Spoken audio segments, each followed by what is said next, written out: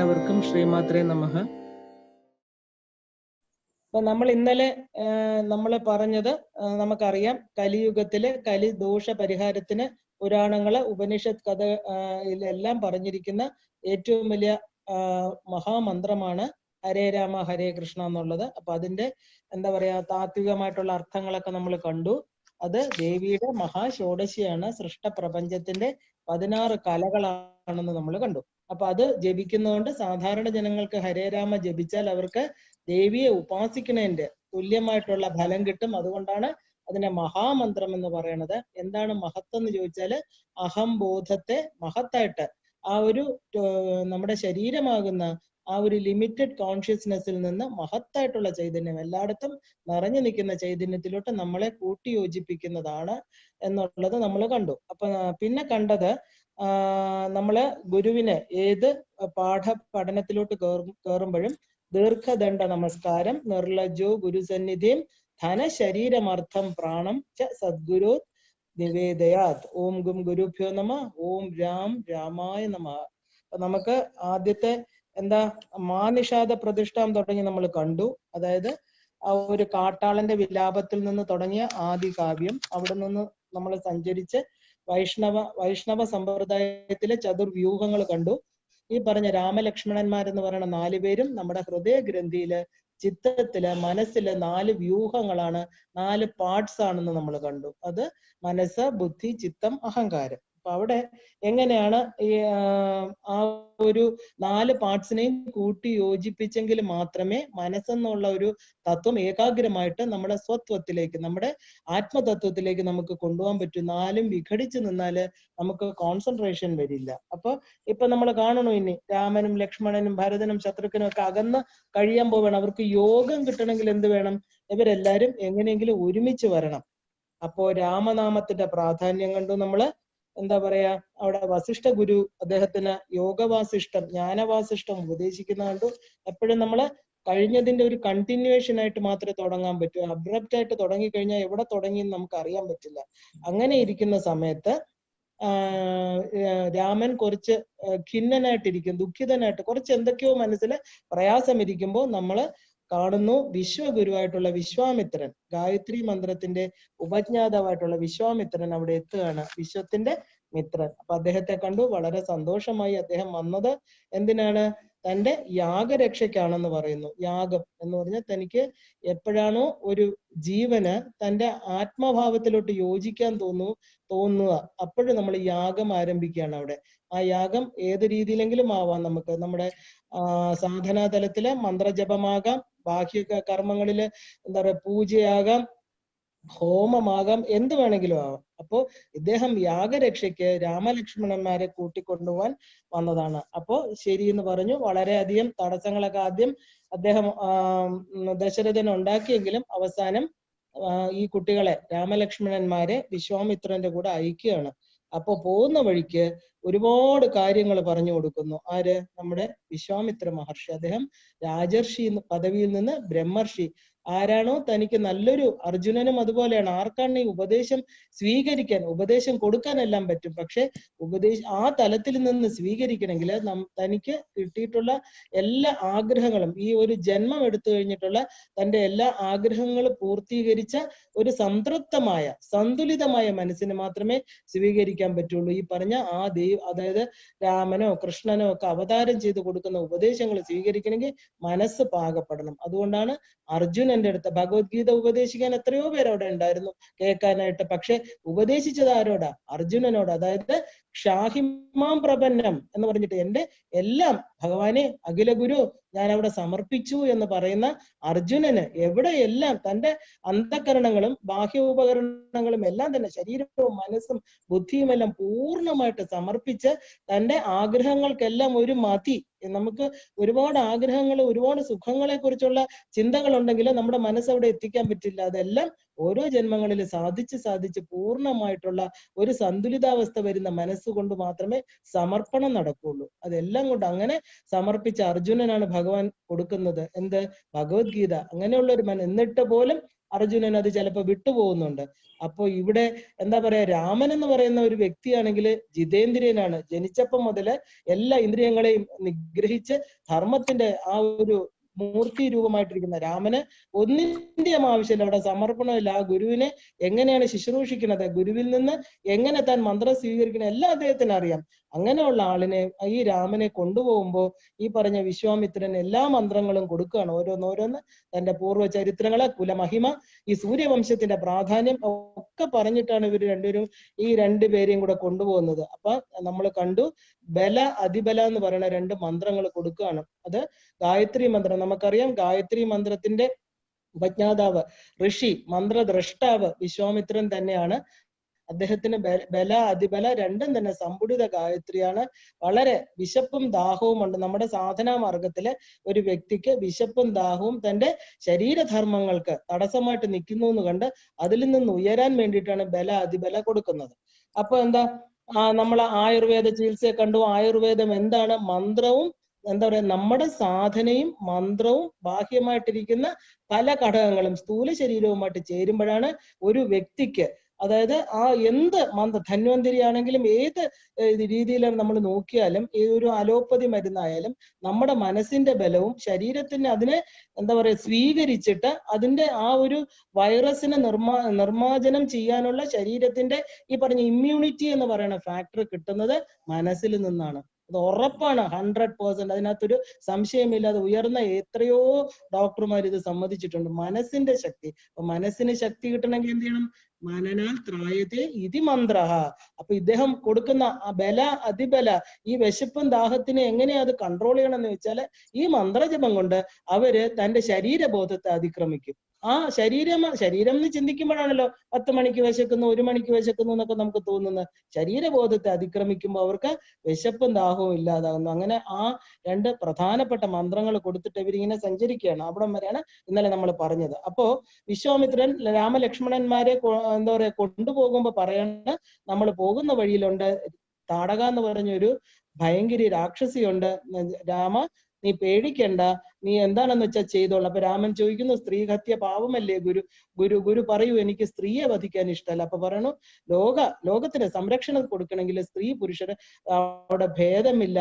ആരാണോ ലോകത്തിന് ഹാനികരമായിട്ടുള്ള പ്രവൃത്തി ചെയ്യണോ അവരെ നീ കൊല്ലണം രാമ, അതിൽ ഒരു മടിയും വിചാരിക്കണ്ടെന്ന്. അങ്ങനെ അവര് ആ കാട് വഴി കടന്നു പോകുമ്പോ രാമന്റെ വില്ലിന്റെ ഞാണൊലി കേട്ട് പുറത്തു വന്ന താടകയെ എന്ത് ചെയ്യണു? വളരെ സുഗമമായിട്ട് തന്നെ തന്റെ അസ്ത്രശസ്ത്ര പ്രയോഗങ്ങൾ കൊണ്ട് രാമൻ വധിക്കുകയാണ്. അപ്പൊ ഈ അസ്ത്രം ശസ്ത്രം പ്രയോഗം എന്നൊക്കെ പറയുമ്പോൾ രാമന് ഇദ്ദേഹം കുറെ അസ്ത്രശസ്ത്രങ്ങൾ കൊടുക്കുന്നുണ്ട്. കാരണം എന്ന് വെച്ചാൽ രാമൻ ശരിക്കും പറഞ്ഞാൽ ക്ഷത്രിയനാണ്. എന്താണ് ക്ഷത്രിയന്റെ ഒരു ജോലി?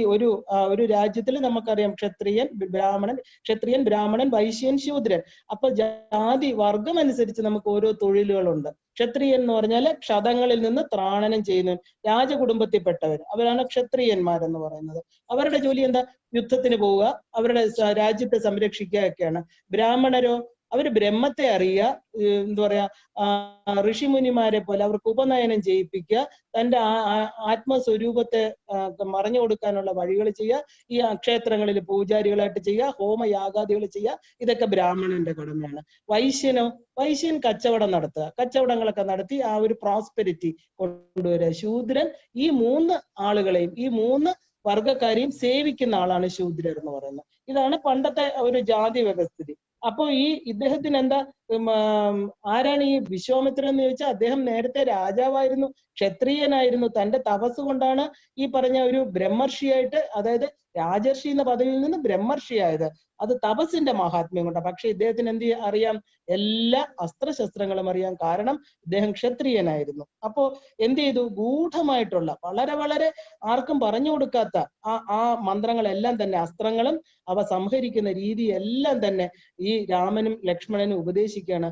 ഒരു കാര്യം നമ്മൾ എപ്പോഴും മനസ്സിലാക്കണം, അസ്ത്രവും ശാസ്ത്രവും എന്ന് പറഞ്ഞാൽ കുറെ എന്താ പറയാ ബാഹ്യ വെപ്പൺസ് അല്ല.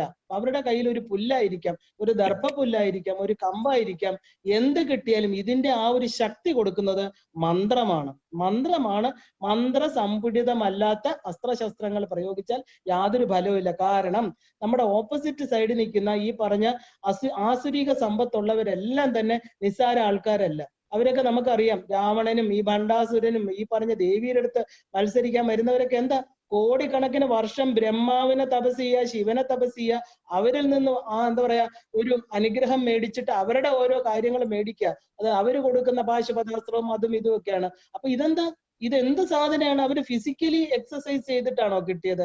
അല്ല, മനസ്സിനെ കോൺസെൻട്രേറ്റ് ചെയ്ത് തന്റെ ആത്മാവിൽ നിർത്തി അവിടെ നിന്നുള്ള ആ കോൺസെൻട്രേഷന്റെ ഫലമായിട്ട് കിട്ടുന്നതാണ് തപസ്. അത് അനേക കാലം ചെയ്യുമ്പോഴത്തേക്ക് നമ്മുടെ ഉള്ളില് ഏത് ദേവതയാണോ നമ്മൾ തപസ് ചെയ്യുന്നത് ആ ദേവതയുടെ രൂപം മാനിഫെസ്റ്റ് ചെയ്യും. ഈ പ്രപഞ്ചത്തിലെല്ലാം അങ്ങനെയാണ്.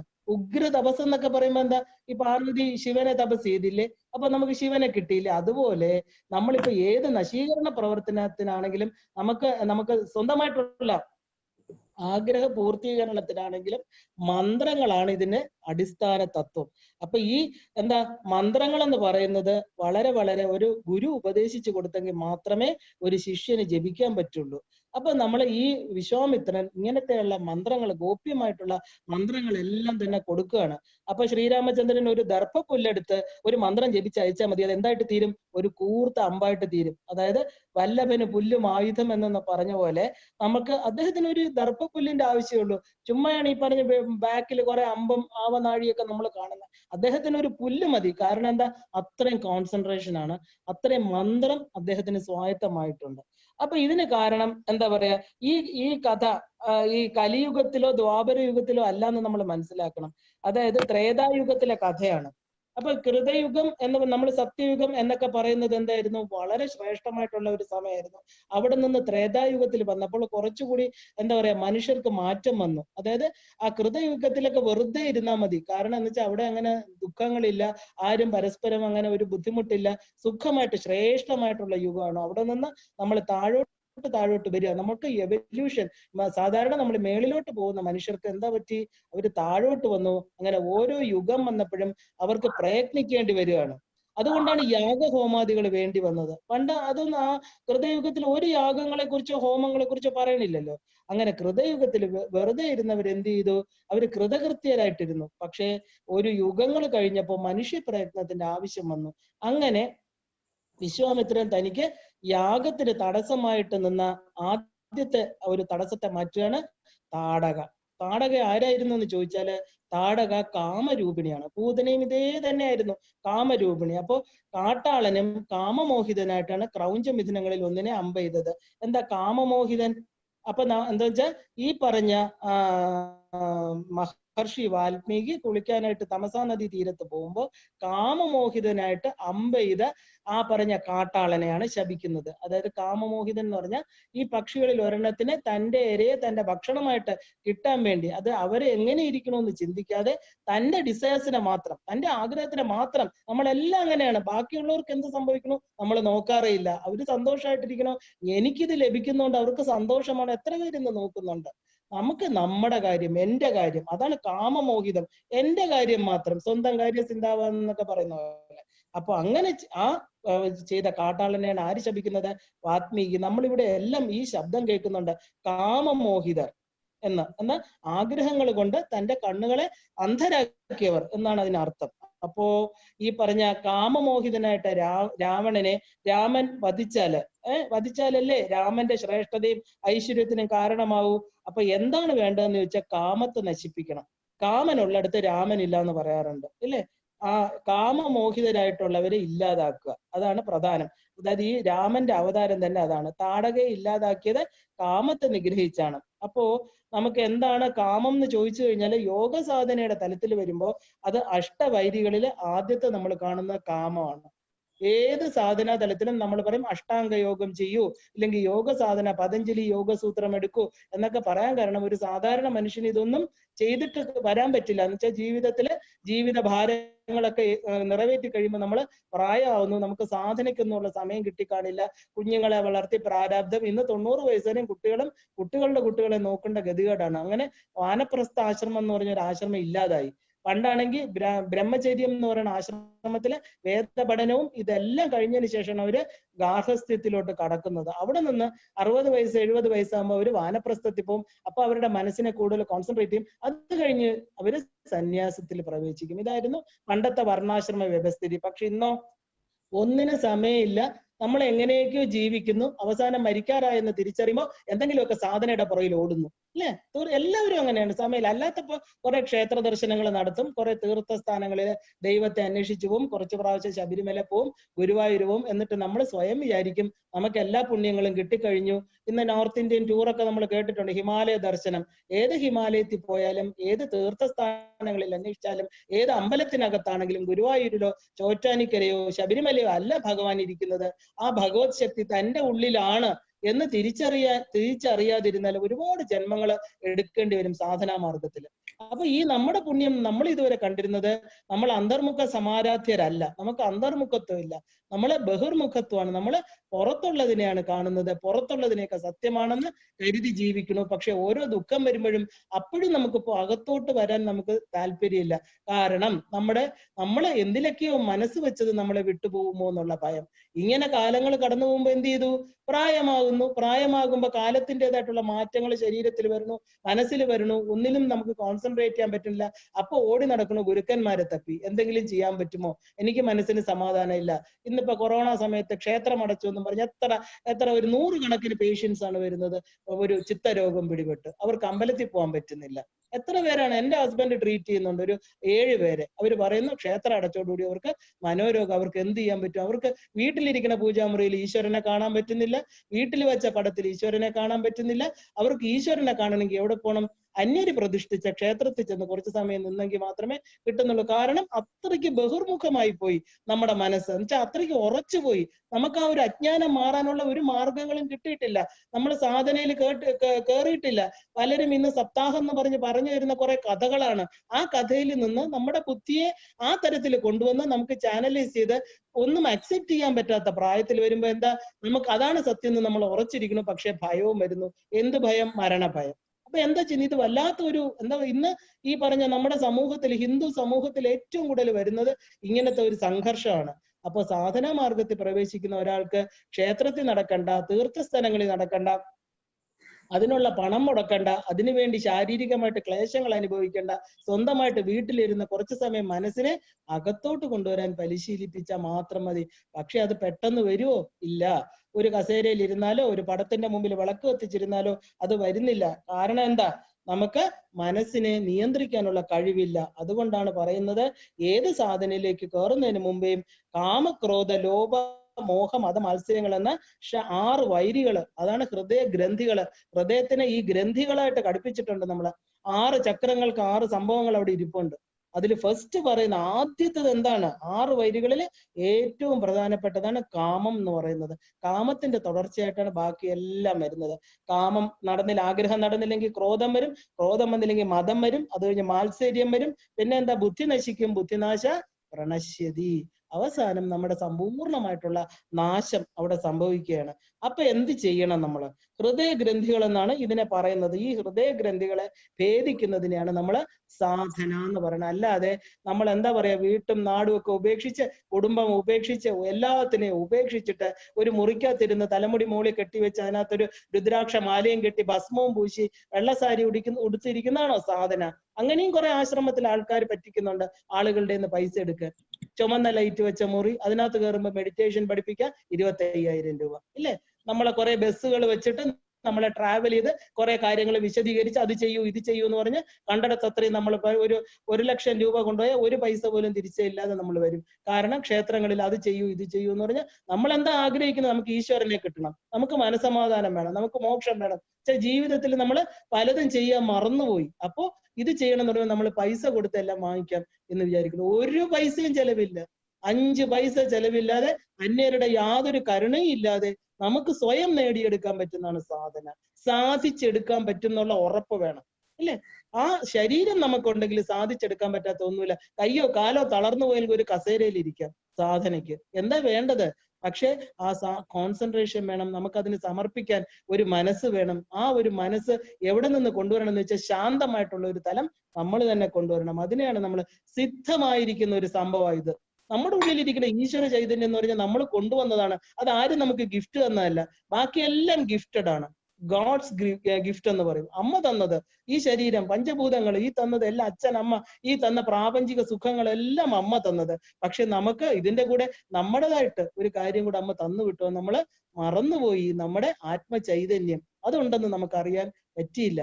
അപ്പൊ ഈ ശരീരമാകുന്ന ഉപാധിയിൽ ഇരുന്നിട്ട് ആ സിദ്ധമായതിനെ നമ്മൾ നമ്മുടെ കയ്യിൽ കിട്ടിയിരിക്കുന്ന വസ്തുവിനെ ഒരു അജ്ഞാനവും ആവരണവും ഒന്ന് മാറ്റിയിട്ട് അതിനെ കണ്ടെത്തി, അതിനെ തേച്ച് മിനുക്കി, അതിനെ ഉയർത്തി ഉയർത്തി ഉയർത്തി കൊണ്ടുവന്ന് മനസ്സുമായിട്ട് ബന്ധിപ്പിക്കലാണ് സാധന.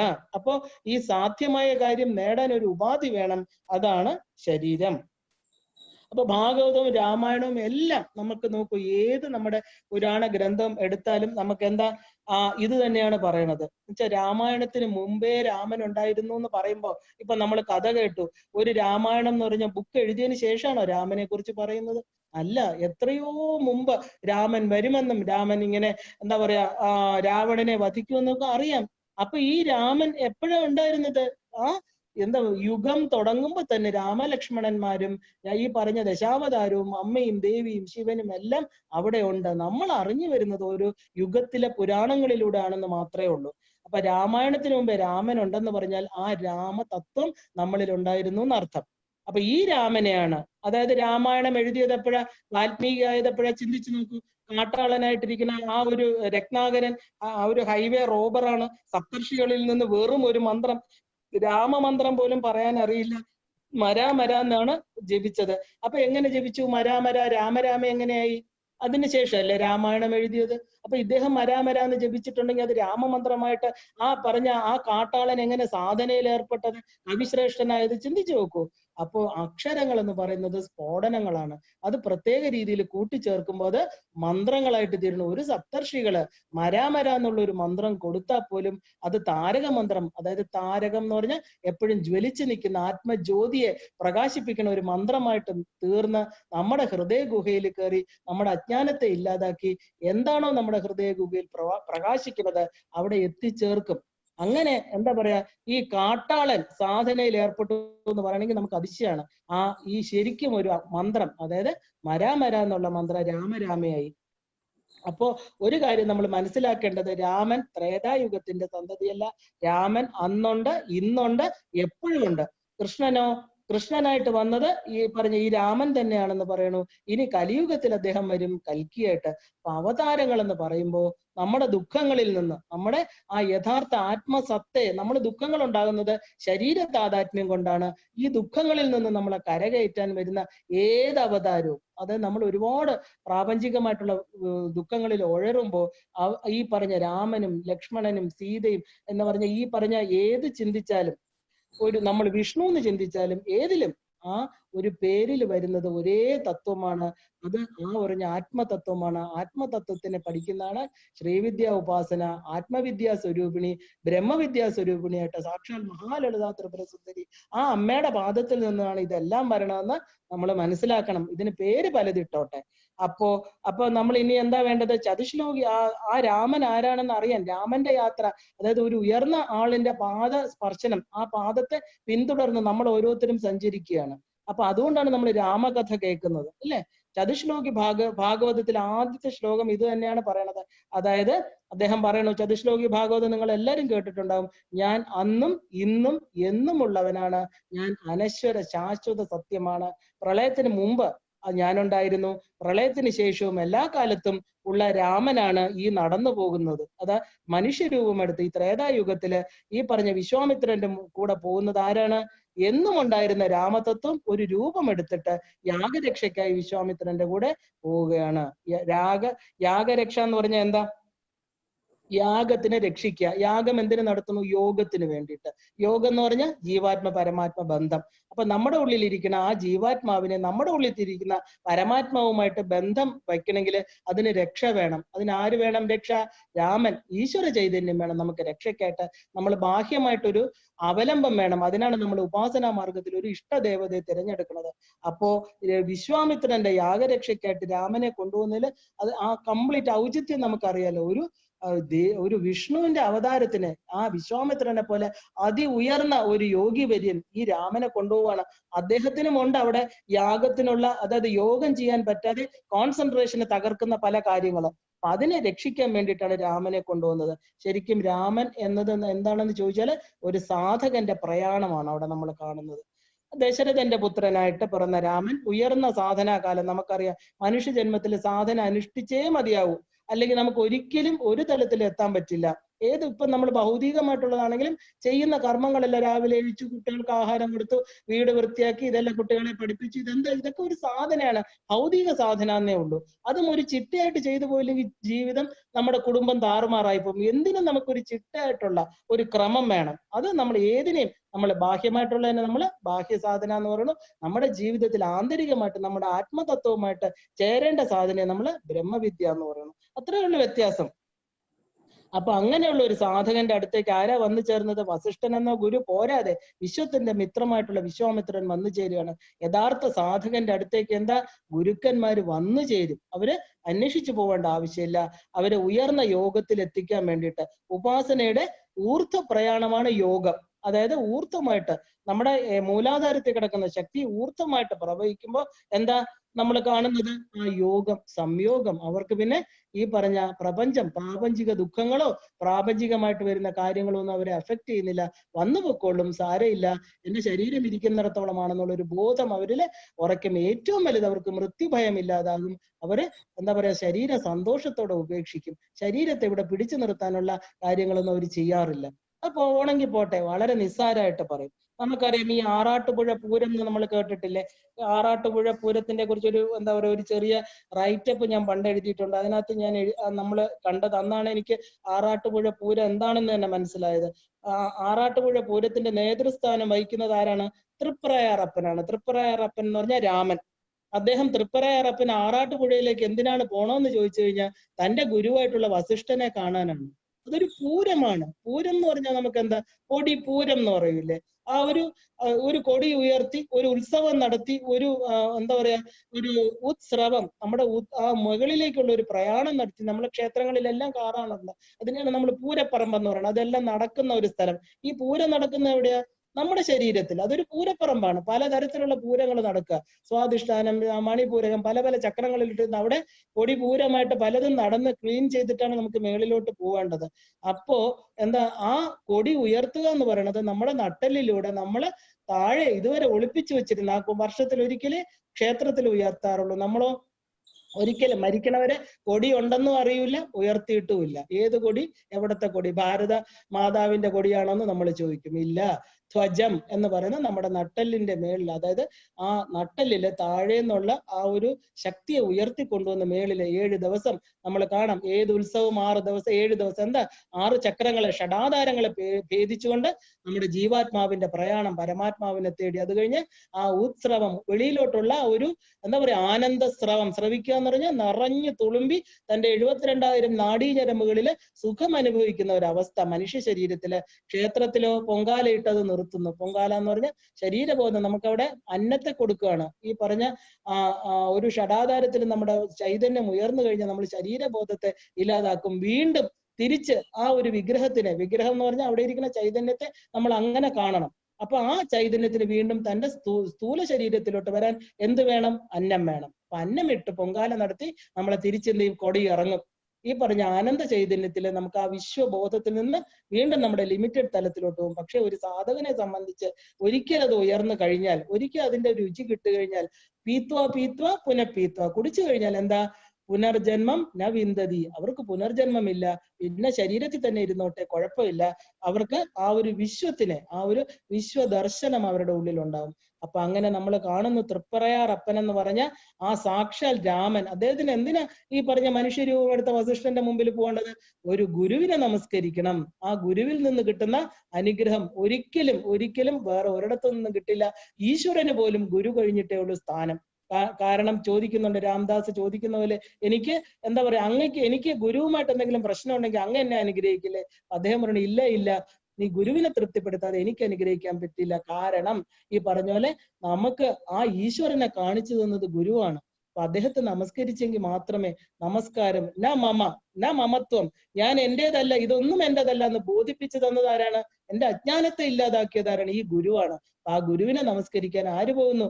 സാക്ഷാൽ രാമചന്ദ്ര പ്രഭു എവിടെ പോകുന്നു? വർഷത്തിലൊരിക്കല് ഈ ഇദ്ദേഹത്തെ വസിഷ്ഠന്റെ പ്രതിഷ്ഠയുടെ അടുത്ത് പോവുകയാണ്. ആ ഗുരു സന്നിധിയിലെത്തി അനുഗ്രഹത്തിന് വേണ്ടി പോകുന്നു അവതാരമായിട്ടുള്ള രാമൻ. ഇത് നമുക്ക് ലോക മാതൃകയായിട്ട് എടുക്കണം. അതായത് ഗുരു അനുഗ്രഹം ശിഷ്യന്റെ വിജയത്തിന് കാരണമാണ്. അങ്ങനെ വിശ്വാമിത്രൻ എന്ന ഗുരുവിന്റെ കൂടെ തന്റെ സാധനാ പ്രയാണത്തിലെ അനേക മന്ത്രങ്ങളെ ലഭിച്ച് അനുഗ്രഹീതനായിട്ട് രാമൻ തന്റെ നിയുക്ത കർമ്മത്തിന് പോവുകയാണ്.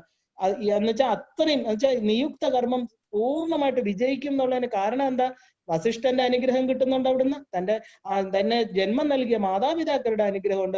കൂടെ പോകുന്നതോ വിശ്വത്തിന്റെ മിത്രമായിട്ടുള്ള വിശ്വാമിത്രൻ. അപ്പൊ നമുക്കറിയാം രാമൻ ഉള്ളിടത്ത് ജയമാണ്. പക്ഷെ അദ്ദേഹം പോലും ബാഹ്യമായിട്ട് ശരീരം എടുക്കുമ്പോൾ ലോകത്തിന് കാണിച്ചു കൊടുക്കണു തന്റെ നിയുക്ത കർമ്മങ്ങൾക്ക് പൂർണ്ണത വരണമെങ്കിൽ ഗുരുവിന്റെ അനുഗ്രഹം വേണം. അങ്ങനെ ഇവരെന്താ ആധ്യാത്മിക ഇത് ശരിക്കും പറഞ്ഞാൽ നമ്മൾ ബാഹ്യമായിട്ട് രാവണനെ കൊല്ലാന്ന് കാണണ്ട നമ്മള്. കാരണം ഇതൊരു ആന്തരിക സാധനയുടെ പല സ്റ്റേജസ് ആണ്. നമുക്ക് അതിലൂടെയാണ് നമ്മൾ ഇനി കടന്നു പോകുന്നത്. കാരണം ശ്രീവിദ്യ ഉപാസന എന്ന് പറയുന്നത് ഇതൊക്കെ തന്നെയാണ്. ഇതിന് ഒരു മാറ്റവും ഇല്ല. ഇവിടെ രാമനെ എന്താ പറയാ, രാമൻ എന്റെ അമ്മയുടെ മകനാണെങ്കിൽ നമുക്ക് അമ്മയുടെ അടുത്താണ് നമ്മൾ പോവേണ്ടത്, അല്ലെ? അത് ഈ രാമന് ഒരു എന്താ പറയുക, രാമായണം വ്യത്യസ്തമാണ് അങ്ങനെ വിചാരിക്കരുത്. എല്ലാം ആ ഒരു ഒറ്റ ശക്തി ആ മഹാത്രിപുര സുന്ദരിയിൽ നിന്ന് വന്നിട്ടുള്ളതാണ്. അപ്പൊ ഇതും നമ്മുടെ സാധനയാണ്. ഇതിൽ പറയുന്ന ഓരോ വാക്കുകളും നമ്മുടെ അമ്മയുടെ അടുത്ത് എത്തിച്ചേരാനുള്ളതാണ് നമ്മൾ ഓരോരുത്തരും വിചാരിക്കണം. എന്നാലേ ഇതുകൊണ്ട് പ്രയോജനമുള്ളൂ. അല്ലെങ്കിൽ രാമായണം ഭാഗവതമൊക്കെ പഠിച്ചിട്ട് അവിടെ ഈ പറഞ്ഞ കർക്കിടക മാസം കഴിഞ്ഞ് പൊടി പിടിച്ച് അടുത്ത കർക്കിടകത്തിൽ എടുത്തിട്ട് കാര്യമില്ല. നമുക്ക് സാധനയിൽ ഉയരണം. നമുക്ക് സിദ്ധമായിട്ടുള്ള സിദ്ധാശ്രമത്തിൽ പ്രവേശിക്കണം. നമുക്കിനി കാണാൻ പോകുന്ന എന്താ? ഇനി നമ്മൾ സിദ്ധാശ്രമ പ്രവേശനമാണ് കാണാൻ പോകുന്നത്. എവിടെ? ഈ പറഞ്ഞ ആധ്യാത്മിക സാധനയുടെ പല ഘട്ടങ്ങളിൽ നമ്മൾ അവസാനം എത്തിച്ചേരുന്ന ഒരു സ്ഥലമുണ്ട്. നമുക്കറിയാം ഭൂർഭുവ സുവ എന്ന് പറയുമ്പോൾ ആ പറഞ്ഞ ഭൂമിയുടെ താഴോട്ട് 7 ലോകങ്ങൾ, അതലം വിതലം സുതലം രസാതലം തലാതലം പാതാളം, 7 ലോകങ്ങൾ മേളിലോട്ട് ഭൂർഭുവ സുവ എന്ന് പറഞ്ഞ സുവർലോകം, മഹർലോകം, തപോലോകം, സത്യലോകം, ഇങ്ങനെയുള്ള 7 ലോകങ്ങൾ ഊർധ്വലോകങ്ങളും ഉണ്ട്. അപ്പൊ അവിടെ ഉള്ള സിദ്ധന്മാര് താമസിക്കുന്ന എവിടെയാണെന്ന് നമുക്ക് നോക്കാം. ഈ വിശ്വാമിത്രൻ എവിടെയാ രാമനെ കൊണ്ടുവന്നിരിക്കുന്നത്? സിദ്ധാശ്രമത്തില്. സിദ്ധാശ്രമം കേൾക്കുമ്പോ തന്നെ അറിയാം, സാധ്യമായ കാര്യത്തിന് സിദ്ധിച്ച ആള് സിദ്ധൻ, അല്ലെ? ഇതുവരെ നമ്മുടെ ശരീരബോധത്തിലിരുന്ന ഒരാള് തനിക്ക് കിട്ടുന്ന ഉപാസനാ മാർഗം ഉപയോഗിച്ച് എന്തായി തീർന്നു?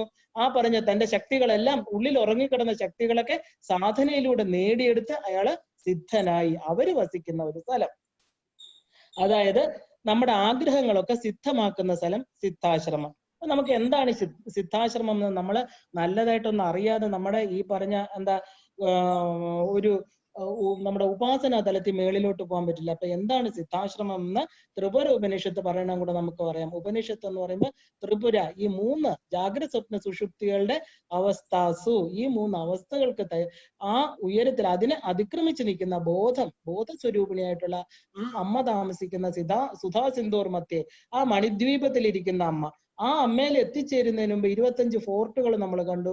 അവിടെ ഈ പറഞ്ഞ ഒരു മനോമയ കോശത്തിനൊക്കെ മുമ്പ് മനസ്സിന്റെ 4 തലങ്ങളിലോട്ട് പ്രവേശിക്കുന്നതിന് മുമ്പേ ഒരു സ്ഥലമുണ്ട്. അവിടെ ഒരുപാട് സിദ്ധന്മാര്, യക്ഷന്മാര്, കിന്നരന്മാര്, ഗന്ധർവന്മാർ എല്ലാ ഫോർട്ടിന്റെ ഇടയിലും ഉണ്ട്. പക്ഷെ അവരുടെ സാധനകൾക്കനുസരിച്ചാണ് അവർ ഓരോ ലോകങ്ങളിൽ പ്രവേശിക്കുന്നത്. എന്താണ് സിദ്ധാശ്രമം? തപസ്സികളുടെ ഒരു നിഗൂഢ ലോകം, അതാണ് സിദ്ധാശ്രമം. അവിടുത്തെ കാഴ്ചകൾ അത്ഭുതകരമാണ്. നമുക്ക് ഒരിക്കലും വിശ്വസിക്കാൻ പറ്റാത്ത കാഴ്ചകൾ അവിടെ കാണുന്ന കാരണം എന്താണ്? നിങ്ങൾ കേൾക്കൂ. നിർമ്മലവും ദിവ്യവുമായിട്ടുള്ള ഒരു സിദ്ധ ലോകം തന്നെ ഉണ്ട്. അതിലോട്ട് പോകുന്ന വഴിയിൽ സിദ്ധ തടാകം. അതിന്റെ സവിശേഷത എന്തെന്നാല് ഇതിനകത്ത് ദിവ്യമായ രോഗശമന ശേഷിയുണ്ട്. ഇതിലെ വെള്ളത്തിലൊന്ന് തൊട്ടാൽ മതി ഒരു രോഗങ്ങളും. നമ്മുടെ ഏറ്റവും വലിയ രോഗം എന്താ? ഭവരോഗം. ഭവിച്ചതാണ് നമ്മുടെ രോഗം. അതിന്റെ ബാക്കി വന്നു ചേർന്നിട്ടുണ്ട് ദുഃഖങ്ങളാണ്. അപ്പോ ഇതിൽ സ്നാനം ചെയ്താല് ശരീരത്തിന്റെ എല്ലാ രോഗങ്ങളും ശമിക്കും. അത് അശുദ്ധവും നിഷേധാത്മകവുമായ ചിന്തകളുള്ള മനസ്സ്, അതാണ് അവിടുത്തെ പ്രശ്നം. ഒരു സാധകന്റെ ഏറ്റവും വലിയ പ്രശ്നം നമ്മൾ കണ്ടു, കാമമോഹിതരാണ്, കാമത്തെ ഇല്ലാതാക്കണം. ഷഡ്വൈരികളിൽ ആദ്യം കാമമാണെന്ന് കണ്ടു. അപ്പോ എന്ത് ചെയ്യണം? സിദ്ധാശ്രമത്തിൽ ആദ്യം കാരണമെങ്കിൽ എന്താ ചെയ്യേണ്ടേ? ഇതില് പോയി സ്നാനം ചെയ്യണം. ഏത്? സിദ്ധ തടാകത്തില്. അവിടെ സ്നാനം ചെയ്യുമ്പോൾ ശരീരം എന്ന് പറഞ്ഞാൽ നമ്മളെ ശരീരം വിട്ടു കഴിഞ്ഞാൽ ഈ രൂപത്തിൽ തന്നെ നമ്മൾ സൂക്ഷ്മ രൂപത്തിലും ഇതേ രൂപത്തിൽ നമുക്ക് അവിടെ പ്രത്യക്ഷപ്പെടാൻ പറ്റും. ഇപ്പൊ ഒരു ശങ്കരാചാര്യർ എന്ന് പറഞ്ഞാൽ ശങ്കരാചാര്യരുടെ രൂപത്തിൽ തന്നെ അദ്ദേഹത്തിന് അവിടുത്തെ മാംസമായിട്ടുള്ളതോ രക്തമോ ഒന്നും അവിടെ ഇല്ല. അതേ രൂപം നമുക്ക് കാണാൻ പറ്റും. പക്ഷെ ഒരു നമ്മൾ ഇമേജ് എന്ന് പറയും, അതിന് ഈ പറഞ്ഞ സ്ഥൂല ശരീരത്തിന്റെ ദോഷങ്ങളൊന്നുമില്ല. പക്ഷെ നമ്മൾ ഇന്ന ആളെ റെക്കഗ്നൈസ് ചെയ്യണമെങ്കിൽ ഇതാ നിൽക്കുന്നു, ഇദ്ദേഹം നിൽക്കുന്നു, അല്ലെങ്കിൽ വസിഷ്ഠൻ നിൽക്കുന്നു, നമുക്ക് കാണാൻ പറ്റും. ഈ ഒരു രൂപം ഋഷിമാര് നമുക്ക് വരച്ച് തന്നതുപോലെ സിദ്ധാശ്രമത്തിൽ ചെന്നാൽ നമുക്ക് കാണാൻ പറ്റും. അതാണ് അതിന്റെ പ്രത്യേകത. അപ്പൊ എല്ലാ രോഗങ്ങളും ശമിക്കും. ഏറ്റവും പ്രധാനം മനസ്സിന്റെ തലമാണ്. അവിടെ അശുദ്ധവും നിഷേധാത്മകവുമായ ചിന്തകളുള്ള മനസ്സ് ശുദ്ധീകരിക്കപ്പെടും. അവിടെ എന്ത് ചെയ്യണം? അപ്പൊ ഈ ശുദ്ധീകരിക്കുമ്പോൾ അവിടെ എന്താ ഉണ്ടാവുന്നത്? ആത്മചൈതന്യം നിറയും. ഈ സിദ്ധാശ്രമത്തിലെ കാലാവസ്ഥ വർഷം മുഴുവനും ആനന്ദമാണ്. അവിടെ അങ്ങനെ ഋതുക്കളില്ല, മാറി മാറി ഓരോ ഋതുക്കൾ വരുന്നില്ല. കാരണം എന്താ? വർഷം മുഴുവനും ഒരേ പ്രകൃതി, ഒരേ ആനന്ദം. ആനന്ദത്തിന് ഏറ്റക്കുറച്ചിലുകൾ വരുന്നില്ല. സിദ്ധാശ്രമത്തിൽ എന്താ? പ്രായമില്ല, സമയമില്ല, മരണമില്ല. ഈ 3 ചക്രങ്ങളിൽ നിന്ന് മുക്തരാണ് അവിടെ ഇരിക്കുന്നവര്. കാരണം അവർ നിതാന്തമായിട്ട് ഏതു നേരവും ഏകാന്തതയിൽ ആ സാക്ഷാൽ ത്രിപുരസുന്ദരി മന്ത്രങ്ങളെ ജപിച്ചുകൊണ്ടിരിക്കുന്നു. അവരെ എന്ത് ബാധിക്കുന്നില്ല? അവരെ പ്രായം ബാധിക്കുന്നില്ല, സമയം ബാധിക്കുന്നില്ല, അവർക്ക് ശരീരത്തിന് മരണവും ഇല്ല. അവിടെ ശരീരമില്ല അവർക്ക്. അങ്ങനെ ഒരു തലത്തിലുള്ള ദുഃഖങ്ങളോ രോഗങ്ങളോ ഇല്ലാതെ എന്താണ് ഇവിടെ എന്താ പറയുക, എന്നും സന്തോഷമായിട്ട്, അതായത് ആ ദുഃഖങ്ങളും രോഗങ്ങളൊന്നും അവിടെ വരില്ല എന്നുവെച്ചാൽ ആ ഒരു തലമാണത്. അവിടെ സൗന്ദര്യം, സന്തോഷം, ആനന്ദം, ഇങ്ങനെ വളരെ സന്തോഷമായിട്ട് താമസിക്കുന്ന ഒരു സ്ഥലമാണ് സിദ്ധാശ്രമം. അവിടെ സിദ്ധാശ്രമത്തിലുള്ള പ്രധാനപ്പെട്ട താമസന്മാർ ആരൊക്കെയെന്ന് ചോദിച്ചാൽ വസിഷ്ഠൻ, വിശ്വാമിത്രൻ, അഗസ്ത്യൻ, കണാദൻ, പുലസ്ത്യൻ, അത്രി, ഗോരഖ്നാഥ, ശങ്കരാചാര്യർ. അപ്പൊ പിന്നെ ഒരു ഹോപ്പും പ്രതീക്ഷിക്കണ്ട അല്ലെ? ഈ ജന്മത്തിൽ വലിയ ഹോപ്പില്ല. എന്നാലും നമുക്ക് നോക്കാം എവരൊക്കെയാണ് അവിടെ നിൽക്കുന്നത്. അപ്പൊ പിന്നെ എവര് നമുക്ക് ഒരു എന്താ പറയാ ഒരു ഗുഡ് എൻട്രി തരുമോ? അറിയില്ല. നമുക്ക് ചോദിച്ചു നോക്കാം, ശ്രമിച്ചു നോക്കാം. മഹാപുരുഷന്മാരെല്ലാം എന്താണ് അവിടെ ഇടയ്ക്കിടെ പ്രത്യക്ഷപ്പെടും. ഇവരെല്ലാം പല ലോകങ്ങളില് പല മൂർത്ത ലോകങ്ങളിലൊക്കെ സഞ്ചരിച്ചിട്ട് അവർ ഇടയ്ക്കിടയ്ക്ക് സിദ്ധാശ്രമത്തിൽ വരും. ആരൊക്കെ അടുത്ത തലത്തിലോട്ട് പോകാം, ആരൊക്കെയാണ് പരീക്ഷ എഴുതിയിരിക്കുന്നത്, ആർക്കൊക്കെയാണ് കോൺസെൻട്രേഷൻ, ആരെയൊക്കെ അടുത്തതിലോട്ട് വിടാന്ന് പറയാൻ അവർ ഇടയ്ക്കിടയ്ക്ക് വന്നിട്ട് മാർക്കൊക്കെ ഇട്ട് അടുത്ത തലത്തിലോട്ട് വിട്ടിട്ട് പോകും. അങ്ങനെയാണ്. അതായത് അവരുടെ നേരിട്ടുള്ള ദർശനത്തിൽ, അതായത് ഈ പറഞ്ഞ എന്താ ഈ കണാദൻ, അഗസ്ത്യൻ മുതലായവർ വരുമ്പോ അവരുടെ നേരിട്ടുള്ള ദർശനത്തില്, സ്പർശനത്തില്, അനുഗ്രഹത്തില് അവിടെയുള്ള സാധകരുടെ ശരീരത്തിലേക്ക് ഒരു ദിവ്യ പ്രകാശ ശക്തി വരും. അതാണ് ഒരു നിർവൃതി. അപ്പൊ പെട്ടെന്ന് അവർക്ക് ഒരു മാറ്റം മനസ്സിനുണ്ടാവും. അങ്ങനെ ഈ സിദ്ധാശ്രമം എവിടെയെന്ന് വെച്ചാൽ ഭൂമി മണ്ഡലത്തിൽ തന്നെയാണ്. ഈ സിദ്ധാശ്രമം ഭൂമി മണ്ഡലത്തിലാണ്. പക്ഷെ ഹിമാലയത്തിന്റെ ഒരു സൈഡിലായിട്ട് വരും. അത് ഈ വിമാനത്തിലൊന്നും പോയിട്ട് ഈ സിദ്ധാശ്രമത്തിനെ കാണാൻ പറ്റില്ല. കാരണം മാനസരോവറിന്റെ വടക്ക് കിഴക്കാണ് ഈ തപോലോകം. അതുല്യമായിട്ടുള്ള ഒരു വാസസ്ഥാനമാണ്. ഇവിടെ യോഗികൾ മാത്രമേ ഉള്ളൂ, ഇവിടെ ഗുരുവര്യന്മാർ മാത്രമേ ഉള്ളൂ. അവിടെയുള്ള ഗുരുക്കന്മാര് അവരുടെ ശിഷ്യരെ എന്താണ് പരിശീലിപ്പിക്കുന്നത്? യോഗ സാധനകൾ പഠിപ്പിക്കുകയാണ്. എന്താണ് യോഗ സാധനകള്? വേദപാരായണം, യജ്ഞങ്ങള്, ബ്രഹ്മർഷിമാരുടെ പല പല പ്രഭാഷണങ്ങൾ, ഇങ്ങനെ പലതും. ഇരുട്ട വെളുക്കെ നമ്മളെ പോലെ TV കാണാൻ പോലും ഒന്നിനും അവിടെ സമയമില്ല. അവർക്ക് അതൊന്നും ആ തലങ്ങളിൽ നിന്ന് വിട്ടവരാണ്. ഇവിടെ നമ്മള് 1 മണിക്കൂർ ജപിക്കുകയാണെങ്കിൽ ബാക്കി സമയം മുഴുവനും ഈ പറഞ്ഞ ഈ ലൗകിക കാര്യങ്ങളിൽ, ബാക്കിയുള്ളവരുടെ കാര്യം, ഫോണില് കൊറോണയുടെ കാര്യം, നമ്മുടെ ജീവിതത്തില് നമ്മൾ പ്രാധാന്യം കൊടുത്തിരിക്കുന്നത് മറ്റതും പലതും. അപ്പൊ പറയും ലോക വ്യവഹാരം ഇല്ലാതെ ജീവിക്കുന്ന എങ്ങനെ? തീർച്ചയായിട്ടും ജീവിക്കാൻ പറ്റും. എന്തിനാ ലോക വ്യവഹാരം? നമ്മൾ നമ്മുടേതായിട്ടുള്ള ഒരു ലോകത്തിരുന്നിട്ട് കുറച്ച് കാര്യങ്ങൾ അറിഞ്ഞാൽ പോലെ.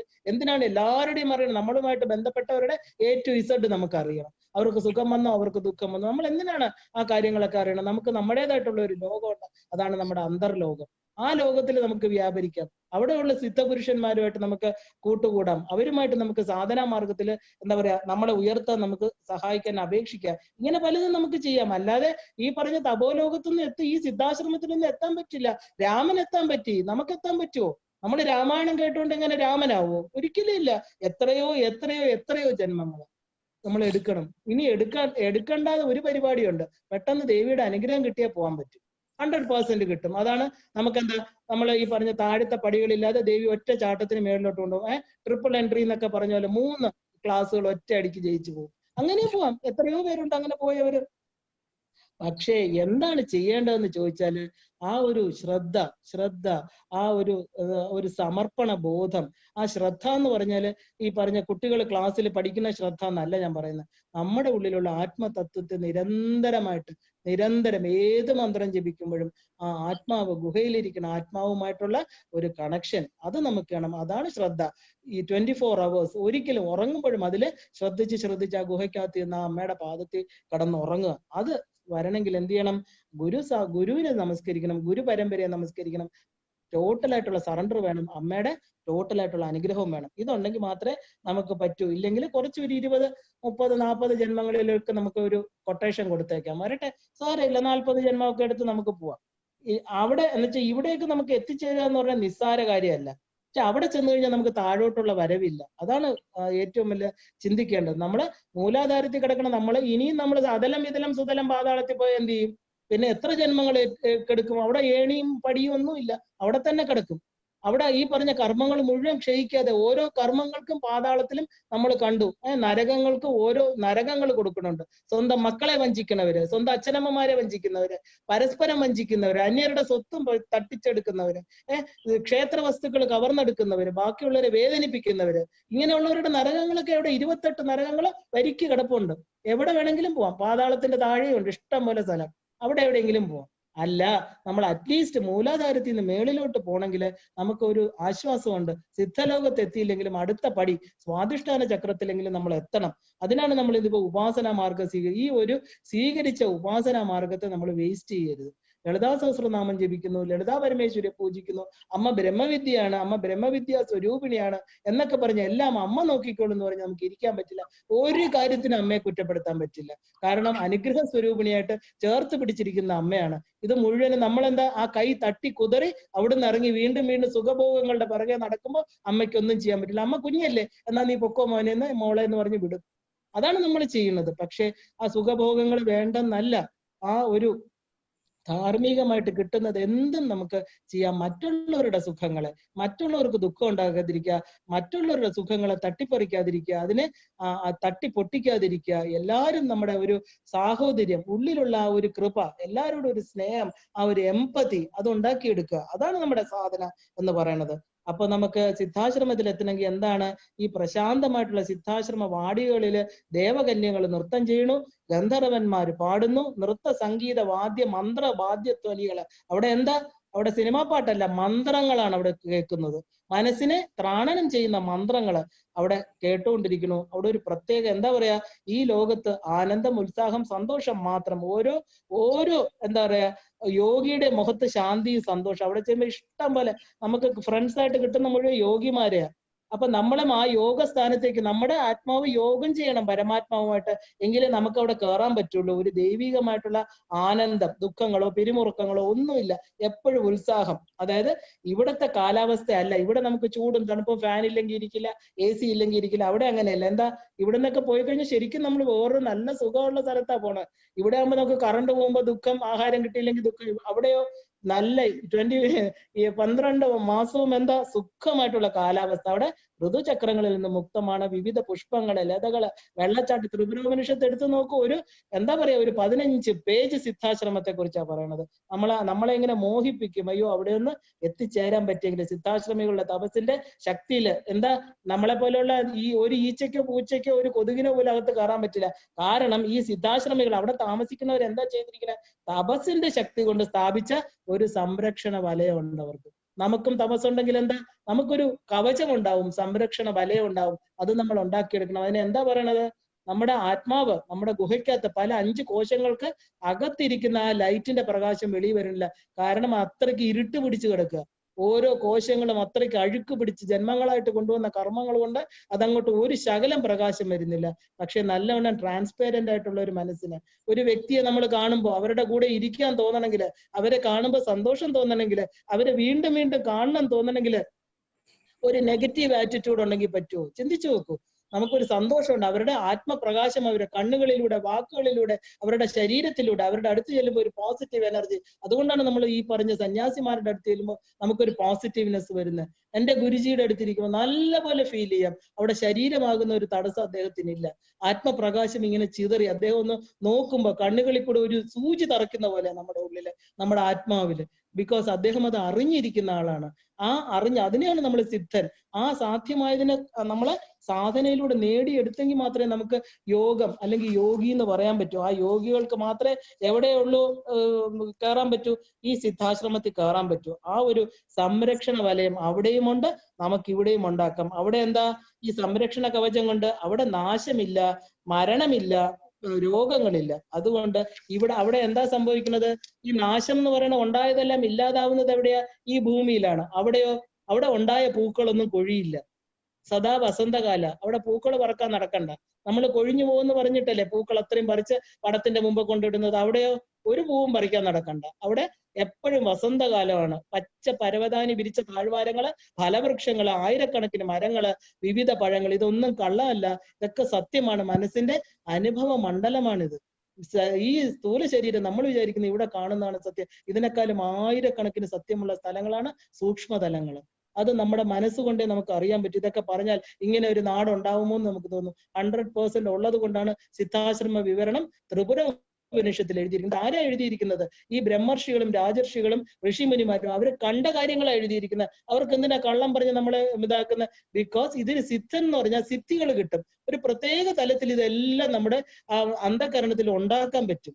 അതാണ് അവരവിടെ ഇരുന്ന് അവർക്ക് വേറെ ഒന്നും വേണ്ട. പക്ഷെ ഈ കാര്യങ്ങളൊക്കെ അവിടെ ഉണ്ടായി ഇരിക്കുക. അവര് കണ്ണടച്ചിരുന്ന് അവർക്ക് ഈ ബാഹ്യമായിട്ടുള്ളത് ഒന്നും വേണ്ട. പക്ഷെ അങ്ങനെ മനസ്സുള്ളവർ ഇരിക്കുന്നിടത്ത് ഇതെല്ലാം ഉണ്ടായിരിക്കും. അവിടെ സദാ വസന്തകാലമാണ്. അവിടുത്തെ പഴങ്ങള്, പക്ഷികള്, മൃഗങ്ങള്, ഞാൻ വളരെ ചുരുക്കിയാണ്, അത്രയ്ക്ക് വിശദമായിട്ട് പറഞ്ഞിട്ടുണ്ടെങ്കിലും നമ്മൾ അറിയണം, നമ്മൾ ഈ സിദ്ധലോകത്തെങ്കിലും എത്താൻ നമ്മൾ യോഗ്യത നേടണം. അതിമനോഹരമായിട്ടുള്ള അന്തരീക്ഷത്തില് അവിടെ കൽപ്പവൃക്ഷത്തിന് സമാനമായിട്ട് വൃക്ഷങ്ങളുണ്ട്. എന്താ ആഗ്രഹങ്ങള്? കൽപ്പവൃക്ഷം, കാമധേനു ഒക്കെ എന്താ നമുക്കാണ് വേണ്ടത്? നമ്മൾ ഓടിച്ചെന്ന് ദേവേന്ദ്രനല്ലേ ഓരോരുത്തർ നിന്ന് മോഷ്ടിച്ചുകൊണ്ട് വരണം കൽപ്പവൃക്ഷത്തിന് കാമധേനു എന്ന് വെച്ചാൽ ആഗ്രഹങ്ങള്. എന്ത് വേണം, അത് വേണം, ഇത് വേണം, എന്ത് ചോദിച്ചാലും മതിയാവാത്ത കാമത്തിന്റെ പുറകെ നടക്കുന്ന മനസ്സ്, അവർക്കാണ് കൽപ്പവൃക്ഷം. ഇവിടെയോ കൽപ്പവൃക്ഷത്തിന് ഒരു കുഞ്ഞ് തിരിഞ്ഞു നോക്കുന്നില്ല. ആർക്കും ഒന്നും വേണ്ട. അവർക്ക് എന്താ? കൽപ്പവൃക്ഷമൊക്കെ വെറും അവർക്ക് മോശ. നമ്മുടെ വീട്ടിന്റെ മുമ്പിൽ നിൽക്കുന്ന ഒരു പുല്ലിന് സമാനമായിട്ടാണ് അവര് കൽപ്പവൃക്ഷത്തിനെ വെച്ചിരിക്കുന്നത്. ആരും തിരിഞ്ഞു നോക്കാത്ത കൽപ്പവൃക്ഷങ്ങൾ ഇഷ്ടം പോലെ നിപ്പുണ്ട് അവിടെ. സന്യാസിമാരുടെ നിരവധി വർണ്ണശാലകൾ കാണാം. ഉയർന്ന തലത്തിലുള്ള യോഗിയെ കാണാം, യോഗിനികളെ കാണാം. അവരിങ്ങനെ സമാധിയിലിരിക്കണം. സ അമ ആധി. അതായത് നമ്മുടെ ബുദ്ധി യാതൊരു വിധത്തിലുള്ള ഈ 4 ചക്രങ്ങളിൽ, അതായത് 4 തലങ്ങളിൽ പോവാതെ, മനസ്സ്, ബുദ്ധി, ചിത്തം, അഹങ്കാരത്തിൽ പോവാതെ ഒരേ കോൺസെൻട്രേഷനില് ഒരേ തലത്തിൽ നിൽക്കുന്നവരാണ് അവരിങ്ങനെ എന്താ കണ്ണടച്ചിരിക്കണം. 300, 400 വർഷങ്ങളായിട്ട് അങ്ങനെ ഇരിക്കുകയാണ്. അവരുടെ വയസ്സുകളാണ് ഞാൻ പറഞ്ഞത്. ഹൃദയമിടിപ്പ് മാത്രമുണ്ട് അവർക്ക് ജീവനുണ്ടോ എന്ന് അറിയാൻ അവരുടെ അടുത്ത് നിന്ന് അവരെ തൊട്ടു നോക്കും. അവർ തൊട്ടാൽ പോലും അറിയില്ല. പക്ഷെ അവർക്ക് എന്താ ചെറിയതായിട്ട് ഹൃദയമിടിപ്പുണ്ട്. അതുകൊണ്ടാണ് അവർക്ക് ജീവനുണ്ടെന്ന് തന്നെ അറിയുന്നത്.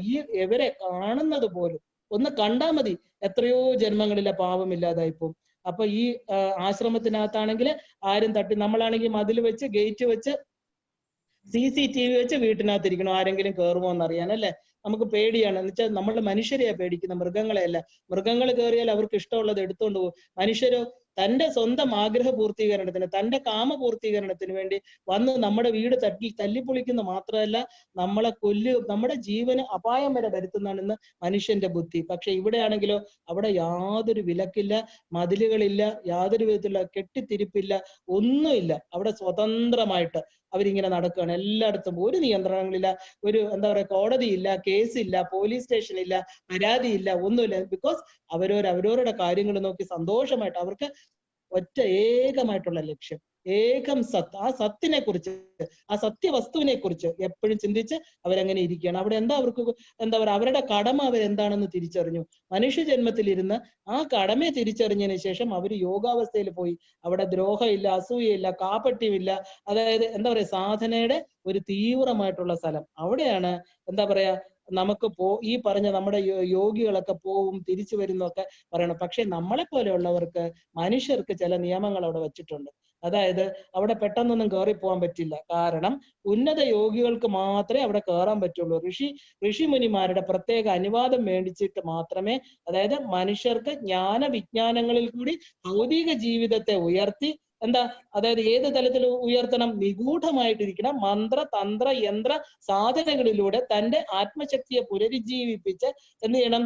ആ സാധാരണ മനുഷ്യൻ ആത്മീയ തലത്തിലേക്ക് ഉയർന്നിട്ട് ഈശ്വരീയ ആനന്ദത്തെ, വിജ്ഞാനം എന്ന് പറഞ്ഞാൽ എക്സ്പീരിയൻസ്ഡ് ട്രൂത്ത്, അതിനറിഞ്ഞവർക്ക് അവിടെ ഈ സിദ്ധന്മാരെന്ത് ചെയ്യും? വരൂ കുഞ്ഞെ വരൂ, നിനക്കിപ്പോ ഇവിടെ കയറാൻ സമയമായി എന്ന് പറഞ്ഞ് നമ്മളെ വിളിക്കും. അവിടെ അവര് അകത്തോട്ട് കൊണ്ടുപോകും. അതായത് ഇവിടെ ഈ കാവൽക്കാരെന്ന് പറയുന്നത് ഈ സിദ്ധന്മാരില് ലോവർ സിദ്ധന്മാർ, മറ്റവരൊക്കെ എണീറ്റ് പോലും വരില്ല. ഈ ലോവർ സിദ്ധന്മാർ അവിടെ കാണും. നമുക്ക് ആ ജീവൻ അത്രയും ഉയർന്നു എന്ന് ചോദിക്കുമ്പോൾ, ഉയർന്നു എന്ന് തോന്നുമ്പോൾ നമ്മുടെ ഭൂർ ലോകത്തിൽ നിന്ന് സുവർലോകം, മഹർലോകം, എന്നിട്ട് തപോലോകത്തേക്ക് എത്താൻ നമ്മൾ പ്രാപ്തരായി എന്ന് കാണുമ്പോൾ എന്ത് ചെയ്യും? ഈ പറഞ്ഞ ഈ പറഞ്ഞ താപസന്മാര് വന്നിട്ട് പറയും, നിങ്ങൾക്ക് ഇങ്ങോട്ട് വരാം വേണമെങ്കിൽ, അതോ നിങ്ങൾക്ക് ഇവിടം കഴിയാതെ അതിന്റെ മേളിൽ പോകാൻ പറ്റത്തില്ല. ഇത് ചാടിക്കടന്നിട്ട് ഹനുമാൻ ചാടിയതുപോലെ അപ്പുറത്ത് മേളിൽ പോകാൻ പറ്റില്ല. ഇവിടെ പോയി ഇരുന്ന് വീണ്ടും സാധനകൾ അനുഷ്ഠിക്കണം. ഇപ്പൊ തന്നെ നമ്മൾ വിചാരിക്കും, അയ്യോ സാധനം വേണ്ട, ഒന്നും വേണ്ട, ഈ ഭൂമിയിൽ എങ്ങനെ ഇതൊക്കെ കേട്ടത് ഇപ്പൊ മഹാപൊല്ലാപ്പയില്ലേ, എന്തോന്ന് സാധനം, ഇനി ഈ ലോകങ്ങളിൽ ചെന്ന് ഇനി ഇരിക്കും. അങ്ങനെ അല്ല, നമുക്ക് തോന്നുന്നതാണത്. നമുക്ക് ഈ നമ്മുടെ സുഖദുഃഖങ്ങൾ നമുക്ക് എന്താ പറയുക, നമ്മുടെ ഈ ശരീരവുമായിട്ടുള്ള താതാത്മ്യം കൊണ്ട് തോന്നുന്നതാണ് ഏറ്റവും ആനന്ദകരമായിട്ട്. ആനന്ദം എന്ന് പറഞ്ഞാൽ സുഖത്തിന് മേളിലുള്ളതാണ്. സുഖങ്ങളൊക്കെ വന്നു പോകും, താൽക്കാലികമാണ്. ദുഃഖങ്ങൾ വന്നു പോകും, താൽക്കാലികമാണ്. പക്ഷെ ആനന്ദമോ, that is ecstasy, blissful state. അവിടെ ഒന്നുമില്ല. നമുക്ക് ഒരു പ്രാവശ്യം അനുഭവിച്ചാൽ ഈ പറഞ്ഞതൊക്കെ നമ്മൾ വലുതെന്ന് കരുതുന്ന സുഖങ്ങളൊക്കെ എന്താ, ഒന്നുമില്ല. തൃണവൽഗണിച്ച് ഒരു പുല്ലിന്റെ വില പോലും ഇല്ലാതെ നമ്മൾ ആനന്ദമായിട്ട് അവിടെ എന്ത് സുഖങ്ങളാണ്, എന്ത് വേണോ, നിങ്ങൾക്ക് എന്താ വേണ്ടേ അതെല്ലാം അവിടെ കിട്ടും. എന്താ പറയാ, പാട്ട് പാടണോ, ഡാൻസ് ചെയ്യണോ, ഗന്ധർവന്മാർ വരണോ, എന്താ നമ്മുടെ ആഗ്രഹം, അത് ചോദിച്ച മനസ്സുകൊണ്ട് നിമിഷ നേരം കൊണ്ട് ചിന്തിച്ചാൽ മതി, അത് നടക്കും. അത്ര ഉയർന്ന തലമാണ്. അവിടെ ഇരുന്നുകൊണ്ട് ഒരിക്കലും മനസ്സിന് താഴെ തലങ്ങളിലേക്ക് നമുക്ക് ചിന്തിക്കാൻ പറ്റില്ല. പിന്നെ വേറൊരു ഏറ്റവും ബ്ലസ്ഡ് സ്റ്റേറ്റ് എന്ന് പറഞ്ഞാൽ അവിടെ പോയാൽ നമ്മൾ താഴേക്ക് വരില്ല. അതുകൊണ്ട് ഒരു കാര്യം മനസ്സിലാക്കൂ, നിങ്ങൾ ചെയ്യുന്ന ആത്മീയ സാധനങ്ങൾ ഒന്നും തന്നെ ഒരിക്കലും നിങ്ങൾക്ക് പാഴായി പോവില്ല. നിങ്ങൾ ഏത് ആത്മീയ സാധന ചെയ്താലും ആ സിദ്ധാശ്രമം വരെ എത്തിയില്ലെങ്കിൽ തന്നെയും ഓരോ പടി നമ്മുടെ ജീവിതത്തിൽ ആ സിദ്ധാശ്രമത്തിലേക്കുള്ള യാത്രയില് ഓരോ പടികളായി തീരും എന്നുള്ളതിന് സംശയമില്ല. അപ്പൊ സാധന എന്ന് പറയുന്നത് നമുക്ക് സാധിച്ചെടുക്കാൻ പറ്റുന്നതാണ് എന്നുള്ളത് നന്നായിട്ട് മനസ്സിലാക്കുക. ഇത്രയാണ് നമ്മൾ സിദ്ധാശ്രമത്തെ കുറിച്ച്, അത് സാധനയുടെ തലമായതുകൊണ്ടാണ് ഞാൻ കുറച്ച് വിവരിച്ച് പറഞ്ഞത്. അപ്പൊ നമ്മൾ കണ്ടു എന്താ, വസിഷ്ഠനെ വന്ന് കണ്ടിട്ട് അദ്ദേഹം പോന്നു. ആറാട്ടുപുഴ പൂരം കണ്ടു. നമ്മൾ ആ വസിഷ്ഠനെ വന്ദിക്കുന്നതിനെയാണ് നമ്മൾ പറയണം. അങ്ങനെ ഒരു സാധനയുടെ പ്രയാണമാണ്. വിശ്വാമിത്രൻ എന്ന ഗുരുവിന്റെ കൂടെ സാധന പ്രയാണം. അനേക മന്ത്രങ്ങളെ ലഭിച്ച അനുഗ്രഹീതനായിട്ട് രാമൻ തന്റെ നിയുക്ത കർമ്മത്തിന് പോവുകയാണ്. എല്ലാം ഒരു ആധ്യാത്മിക സാധനയുടെ പല ഘട്ടങ്ങളായിട്ട് നമ്മൾ കാണണം. അപ്പൊ ഇനി നമുക്ക് സിദ്ധാശ്രമത്തിൽ നമ്മൾ പ്രവേശിക്കണം. നമ്മൾ നന്നായിട്ട് മനസ്സിലാക്കി എന്താണ് സിദ്ധാശ്രമം. അവിടെയാണ് രാമനെ യാഗരക്ഷയ്ക്ക് കൊണ്ടുപോകുന്നത്. അവിടെ എന്താണ് ഈ സിദ്ധാശ്രമം നമ്മൾ ഭൂമിയിൽ എന്ന് ചോദിച്ചു കഴിഞ്ഞാൽ വിഷ്ണുവിന്റെ തപസ്സിന്റെ ബലം കൊണ്ടാണ്. അതായത് വാമനമൂർത്തിയുടെ തപസ്. സിദ്ധാശ്രമം എന്ന പേര് സിദ്ധിക്കാൻ കാരണം ഇവിടെ എന്താ, കൗശികൻ എന്ന ഒരു വിശ്വാമിത്രന്റെ ആശ്രമം അദ്ദേഹം അവിടെ പണി. ഈ വിശ്വാമിത്രന്റെ ആശ്രമം അവിടെയാണ്. മഹാബലിയുടെ സ്ഥാനത്തിൽ അസൂയ പൂണ്ട ഇന്ദ്രൻ എന്ത് ചെയ്തു, അദ്ദേഹത്തെ സുതലത്തേക്ക് അയക്കാൻ വേണ്ടി വാമനമൂർത്തി ആയ വിഷ്ണു അവതരിച്ചു. കാരണം ഈ മനസ്സാണ് ഇന്ദ്രൻ. ഇന്ദ്രൻ ആര് നന്നാവുന്നത് ഇഷ്ടമല്ല. മഹാബലി തന്റെ ഇന്ദ്രന്റെ പദവി ഏറ്റെടുക്കുമെന്ന് വിചാരിച്ച് അദ്ദേഹം എന്ത് ചെയ്തു, ഇന്ദ്രൻ മഹാവിഷ്ണുവിനെ ശരണം പ്രാപിക്കുകയും മഹാവിഷ്ണു, അതായത് മഹാബലിക്കും ഒരു ചെറിയ ഈഗോ ഉണ്ടായിരുന്നു, തനിക്കെല്ലാം കൊടുക്കാൻ പറ്റും. ആ ഒരു ഈഗോയും കൂടെ മാറ്റി. ഒരിക്കലും അദ്ദേഹത്തെ താഴോട്ട് അയച്ചതല്ല. അവിടെ ആരാണ് അദ്ദേഹത്തിന്റെ മുറിക്ക് സുതലത്തിൽ കാവലിൽ നിന്ന്? സാക്ഷാൽ മഹാവിഷ്ണുവാണ് കാവലിൽ നിന്ന്. അത്ര ഉയർന്ന ആളായിരുന്നു മഹാബലി. പക്ഷെ ഈ പറഞ്ഞ അദ്ദേഹത്തെ ആ ഒരു സ്ഥാനത്ത് ഇന്ദ്രന്റെ പദവിയിൽ നിന്ന് മാറ്റാൻ വേണ്ടി എന്ത് ചെയ്തു, ഈ പറഞ്ഞ വാമനമൂർത്തി, ആ മത്സ്യം, കൂർമ്മം, വരാഹം, നരസിംഹസ്യ വാമന, ആ അഞ്ചാമത്തെ അവതാരമായിട്ടുള്ള വാമനമൂർത്തി വരികയാണ്. ആ വാമനമൂർത്തി എവിടെ, വിഷ്ണുവായിട്ട് അവതരിച്ച സ്ഥലമാണ് ഈ പറഞ്ഞ സിദ്ധാശ്രമം. ഇവിടെയാണ് നമ്മുടെ എന്താ വിശ്വാമിത്രന്റെ ആശ്രമം അദ്ദേഹം സ്ഥാപിച്ചിരിക്കുന്നത്. എവിടെയാണ്? അത്ര ഉയർന്ന ഒരു സ്ഥലത്താണ് സിദ്ധാശ്രമം. അപ്പൊ ഇവിടെ വിശ്വാമിത്രൻ ഒരു യാഗം നടത്തുന്നുണ്ട്. കാരണം ആ യാഗത്തില് കുറച്ചുകൂടെയൊക്കെ യാഗ സാധനങ്ങൾ എത്ര മനുഷ്യജന്മം എടുത്ത് ഭൂമിയിൽ വന്നാലും എത്ര യോഗസ്ഥിതിയിൽ എത്തിയാലും അത് നിലനിർത്തി കൊണ്ടുപോകണമെങ്കിൽ യാഗങ്ങളും ഹോമങ്ങളും പൂജകളും വേണം. ആ കൈവല്യ പദവിയിലെത്തി ദേവിയുടെ പാദപത്മങ്ങളിൽ ലയിച്ചാൽ മാത്രമേ പിന്നെ ഒരു കർമ്മങ്ങളും ഇല്ലാതെയുള്ളൂ. അല്ല, മനസ്സിന്റെ തലത്തിൽ പോലും കർമ്മങ്ങളുണ്ട്. അതുകൊണ്ടാണ് വിശ്വാമിത്രൻ യാഗം നടത്തുന്നത്. പക്ഷെ ആ യാഗത്തെ മുടക്കാനായിട്ട് എന്താ, അവിടെ രക്തവും മാംസവും ഇട്ട് രാക്ഷസന്മാർ തടസ്സമുണ്ടാക്കുന്നു. അതായത് നമ്മുടെ തപസ്സിനും നമ്മുടെ യോഗ സാധനയ്ക്കും ഉപാസനയ്ക്കും തടസ്സം വരുത്തുന്നതും ഈ രാക്ഷസന്മാരാണ്. അപ്പൊ ആരാണ് രാക്ഷസൻ? നമ്മൾ ഏത് പുരാണം എടുത്താലും ദേവി മഹാത്മ്യം എടുത്താലും ഈവൻ ലളിതാ സഹസ്രനാമത്തിലെ ഭണ്ഡാസുരൻ എല്ലാവരും രാക്ഷസരാണെന്ന് പറയുന്നുണ്ട്. അപ്പൊ ആരാണ് ഈ രാക്ഷസൻ? ദേവി ഭാഗവതത്തിൽ വളരെ വ്യക്തമായിട്ട് പറയുന്നുണ്ട് രാക്ഷസൻ ആരാണെന്ന്. സാക്ഷര എന്ന വാക്ക് തിരിച്ചിട്ടാൽ രാക്ഷസൻ. സാക്ഷര എന്താണ്? സാക്ഷരത 100% സാക്ഷരത നേടിയ രാജ്യമാണ് നാടാണ് കേരളം എന്നൊക്കെ നമ്മൾ പറയില്ലേ. എന്താണ് ഇവിടുത്തെ സാക്ഷരത്വം? അപ്പോൾ സാക്ഷരരാവാൻ എന്താ ചെയ്യേണ്ടത്? സാക്ഷരരാവാൻ നമ്മള് അക്ഷരത്തിന്റെ മാഹാത്മ്യം മനസ്സിലാക്കണം. അപ്പോഴെന്താ, ആ അക്ഷരത്തിന്റെ മാഹാത്മ്യം മനസ്സിലായ ഒരാളിനാണ് സാക്ഷരത എന്ന് പറയുന്നത്. അക്ഷരത്തെ അറിഞ്ഞവൻ. അപ്പൊ സാക്ഷരത എന്ന് പറയുന്നത് ഈ പറഞ്ഞ ബുക്കിഷ് നോളജ് അല്ല, അപരാവിദ്യയല്ല, പരാവിദ്യയാണ്. പരാവിദ്യ ഏകമായിട്ടുള്ള ആ ഒരു ഒറ്റ സത്യം, അതായത് ശ്രീവിദ്യ ഉപാസന. ഞാൻ പറയുന്നത് ആ ദേവിയെ ഉപാസിക്കുന്നത്, ദേവി എന്ന് പറഞ്ഞാൽ ആ ശക്തിയെ ഉപാസിക്കുന്നത് മാത്രമാണ് പരാവിദ്യ. ഉപനിഷത്തും വേദങ്ങളും പോലും അപരാവിദ്യയിൽ പെടുന്നതാണ്. പഠനമൊന്നും തന്നെ വിദ്യയല്ല. എക്സ്പീരിയൻസ്ഡ് ട്രൂത്ത്, അതായത് അതിനെ അറിഞ്ഞ് ബിയോണ്ട് പോകണം. ഈ എക്സ്പീരിയൻസ് ശരീരത്തിലിരുന്നാണ് എക്സ്പീരിയൻസസ് വരുന്നത്. മനസ്സ്, ബുദ്ധി, അഹങ്കാരം ശരീരവുമായിട്ട് താതാത്മ്യം പ്രാപിച്ച് വി ആർ ഗെറ്റിംഗ് എക്സ്പീരിയൻസസ്. ആ എക്സ്പീരിയൻസിലൂടെ, ആ ജ്ഞാനത്തിലൂടെ അതിനെ വിജ്ഞാനമാക്കി മാറ്റണം. അതാണ് നമ്മൾ ആ പറഞ്ഞ ആ തലത്തിലേക്ക് ഉയരുമ്പോൾ ഈ രാക്ഷസന്മാർ നമ്മുടെ 7 അയലത്ത് വരില്ല. അപ്പോ ഈ പറഞ്ഞ രാക്ഷസന്മാർ ആരാണെന്ന് നമ്മൾ എപ്പോഴും മനസ്സിലാക്കിക്കൊള്ളണം. അല്ലാതെ കുറെ വേഷം കെട്ടി വരുന്നു, ശൂർപ്പണക വരുന്നു, മാരീചൻ വരുന്നു എന്നൊക്കെ പറയുമ്പോൾ നമ്മൾ എപ്പോഴും വേഷത്തിലും നാമരൂപത്തിലും നിൽക്കരുത്. അവര് കാട്ടിൽ ഒളിച്ചു നിന്ന കുറെ അവിടെ കാട്ടാളന്മാർക്ക് പോലും സാക്ഷരത നേടാൻ പറ്റും സത്സംഗം കൊണ്ട്. ആ സപ്തർഷികളുടെ സംഘം കൊണ്ട് ഒരു കാട്ടാളൻ വാൽമീകിയായിട്ട് തീർന്നെങ്കിൽ, ഒരു കാട്ടാളൻ സാക്ഷരത, അവർ ബുക്ക് പഠിച്ചിട്ടല്ല സാക്ഷരത നേടിയത്, വാൽമീകിയായത്, മഹാകാവ്യങ്ങൾ എഴുതിയത്, ആരുടെയും എന്താ പറയാ ഒരു കീഴിൽ അഭ്യസിച്ചിട്ടുമല്ല. തന്റെ ഉള്ളിലിരുന്ന അദമ്യമായിട്ടുള്ള ആ ഒളിച്ചു വെച്ചിരുന്ന ശക്തി അതിന്റെ എല്ലാ കവാടങ്ങളും ഭേദിച്ച് പുറത്തു വന്നപ്പോ ആ സത്യത്തെ തിരിച്ചറിഞ്ഞു, സത്തുമായിട്ട് സംഘം ചെയ്തു. ആ സത്സംഗത്തിലൂടെ ആ കാട്ടാളത്വം അവർക്ക് ഇല്ലാതായി. കാട്ടാളൻ എന്ന് പറയുമ്പോൾ ആ ഞാൻ എന്റേതെന്നുള്ള ബോധത്തെ ത്രിപുടി മുടിഞ്ഞ് തെളിഞ്ഞിടുന്ന ദീപം, ആ ത്രിപുടിയെ ഇല്ലാതാക്കിയിട്ട് എന്ത് ചെയ്തു? അവര് സാക്ഷരരായി. ആ രാക്ഷസീയ ശക്തികളെ ഇല്ലാതാക്കാൻ പറ്റി. ഈ പറഞ്ഞ കാട്ടാളൻ രാമന്റെ കാവ്യം എഴുതാൻ തക്കവണ്ണം ഉയർന്നു. അപ്പോ ഈ യൂണിവേഴ്സിറ്റി പഠിത്തമല്ല നമുക്ക് സാക്ഷരത തരുന്നത്. 51 അക്ഷരങ്ങള് നമ്മുടെ ഉള്ളിൽ ഇട്ട് തന്നിട്ടാണ് നമ്മളെ ഈ ഭൂമിയിലേക്ക് അയച്ചിരിക്കുന്നത്. അവയെ പുറത്തോട്ടെടുത്ത് അഭ്യസിച്ചാലേ ആ സാക്ഷരതയിൽ നമുക്ക് എത്താൻ പറ്റൂ. അത് എവിടെ കിടക്കുന്നു? 51 അക്ഷരങ്ങള് ഷഡാധാരങ്ങളിൽ വിന്യസിച്ചിരിക്കുക. നമ്മൾ അറിയുന്നില്ല. നമ്മൾ പറയുന്ന ഓരോ വാക്കുകളും ഈ ഓരോ ആധാര ചക്രങ്ങളിൽ കിടക്കുന്ന 16 അക്ഷരങ്ങള് നമ്മുടെ വിശുദ്ധി ചക്രങ്ങളിലും ബാക്കിയുള്ള 36 വ്യഞ്ജനാക്ഷരങ്ങൾ നമ്മുടെ ഷഡാധാരങ്ങളിലും വിന്യസിച്ചിരിക്കുകയാണ്. ആ അക്ഷരങ്ങളെ നമ്മൾ അറിയണം. ആ അക്ഷരങ്ങൾക്ക് അക്ഷര സ്വരൂപിണിയായിരിക്കുന്ന, നാദസ്വരൂപിണിയായിരിക്കുന്ന, ആ ജ്ഞാന സ്വരൂപിണിയായിരിക്കുന്ന ആ ഭഗവതിയെ, ഈ ശക്തി പീഠങ്ങളെ നമ്മൾ അറിയണം. ഇല്ലേ? അത് അഭ്യാസം ചെയ്താലേ നമുക്ക് അറിയാൻ പറ്റൂ. അത് അറിഞ്ഞു കഴിയുമ്പോ എന്താ, നമ്മള് ആ ഒരു സാക്ഷരരായിട്ട് മാറും. ആ ഒരു ലിറ്ററസി, ആ അറിവ് നമുക്ക് എന്താ, നമ്മള് രാക്ഷസ ഭാവത്തിൽ നിന്ന് വിമുക്തി നേടും. ഈ അക്ഷരത്തെ എന്താ പറയാ, അറിയാൻ, അതിന്റെ ഈ പറഞ്ഞ അതിനെ വളർത്താൻ, ഈ സത്യത്തെ അറിയാനാണ് നമ്മൾ ഈ പറഞ്ഞ രാക്ഷസന്മാരുടെ രൂപങ്ങളൊക്കെ പുരാണങ്ങളിൽ കൊണ്ടുവരുന്നത്. മാരീചനായാലും സുബാഹു ആയാലും വന്നിട്ട് എന്താ, യാഗാഗ്നിയെ അശുദ്ധമാക്കുക, തടസ്സം ചെയ്യുക, അതിൽ നിന്ന് മുക്തിയാണ് അതിന് രാമലക്ഷ്മണന്മാര് വന്നു എന്നൊക്കെ പറയുമ്പോൾ എന്താണ് രാമനും ലക്ഷ്മണനും? നമ്മുടെ ബുദ്ധിയും ചിത്തവുമാണ്. അപ്പൊ ഈ യാഗത്തിന് തടസ്സമായിട്ടിരിക്കുന്നത് നമ്മുടെ എന്തൊക്കെയാണ്? ഈ പറഞ്ഞ രാക്ഷസീയ ചിന്തകളാണ്, വിചാരങ്ങളാണ്. നമ്മള് സാക്ഷരത നേടണമെങ്കിൽ പുസ്തകം പഠിച്ചാൽ പോരാ, ആത്മവിദ്യ തന്നെ ചെയ്യണം. നമ്മുടെ ഉള്ളിലോട്ട് പോകണം, ആത്മാവിനെ അറിയണം. അപ്പൊ ഇതില് എന്താ, നമ്മൾ ഈ കഥയിൽ നോക്കുമ്പോ എന്താ, ദശരഥന്റെ അനുമോദയോടുകൂടിയാണ് രാമണ ലക്ഷ്മണന്മാരെ കൊണ്ടുവന്നിരിക്കുന്നത്. അതായത് അച്ഛന്റെ, ഗുരുക്കന്മാരുടെ അനുഗ്രഹം വേണം, അച്ഛനമ്മമാരുടെ അനുഗ്രഹം വേണം, എല്ലാത്തിനും നമുക്കൊരു ബ്ലെസ്സിങ് വേണം. ആ അനുഗ്രഹം എന്ന് പറയുന്നത് കിട്ടണമെങ്കിൽ എന്ത് ചെയ്യണം? ആ അനുഗ്രഹം നേടാൻ തല കുനിക്കണം. തല ഉയർത്തുന്നിടത്ത് അനുഗ്രഹമില്ല. ആ തല താഴ്ത്തുന്നിടത്ത്, താണ നിലത്തെ നീരോടു അവിടെ ദൈവം തുണ ചെയ്യുവോ, നമ്മൾ കേട്ടിട്ടുണ്ട്. എവിടെ തല താണോ ആ ഈശ്വരീയ ശക്തിയുടെ മുമ്പിൽ പോലും നമുക്കൊന്ന് തലകുനിക്കാൻ മടിയാണ്. എന്തിലൊക്കെയോ അഭിമാനിക്കണം നമുക്ക് സറണ്ടർ ചെയ്യാൻ നമ്മൾ തയ്യാറല്ല.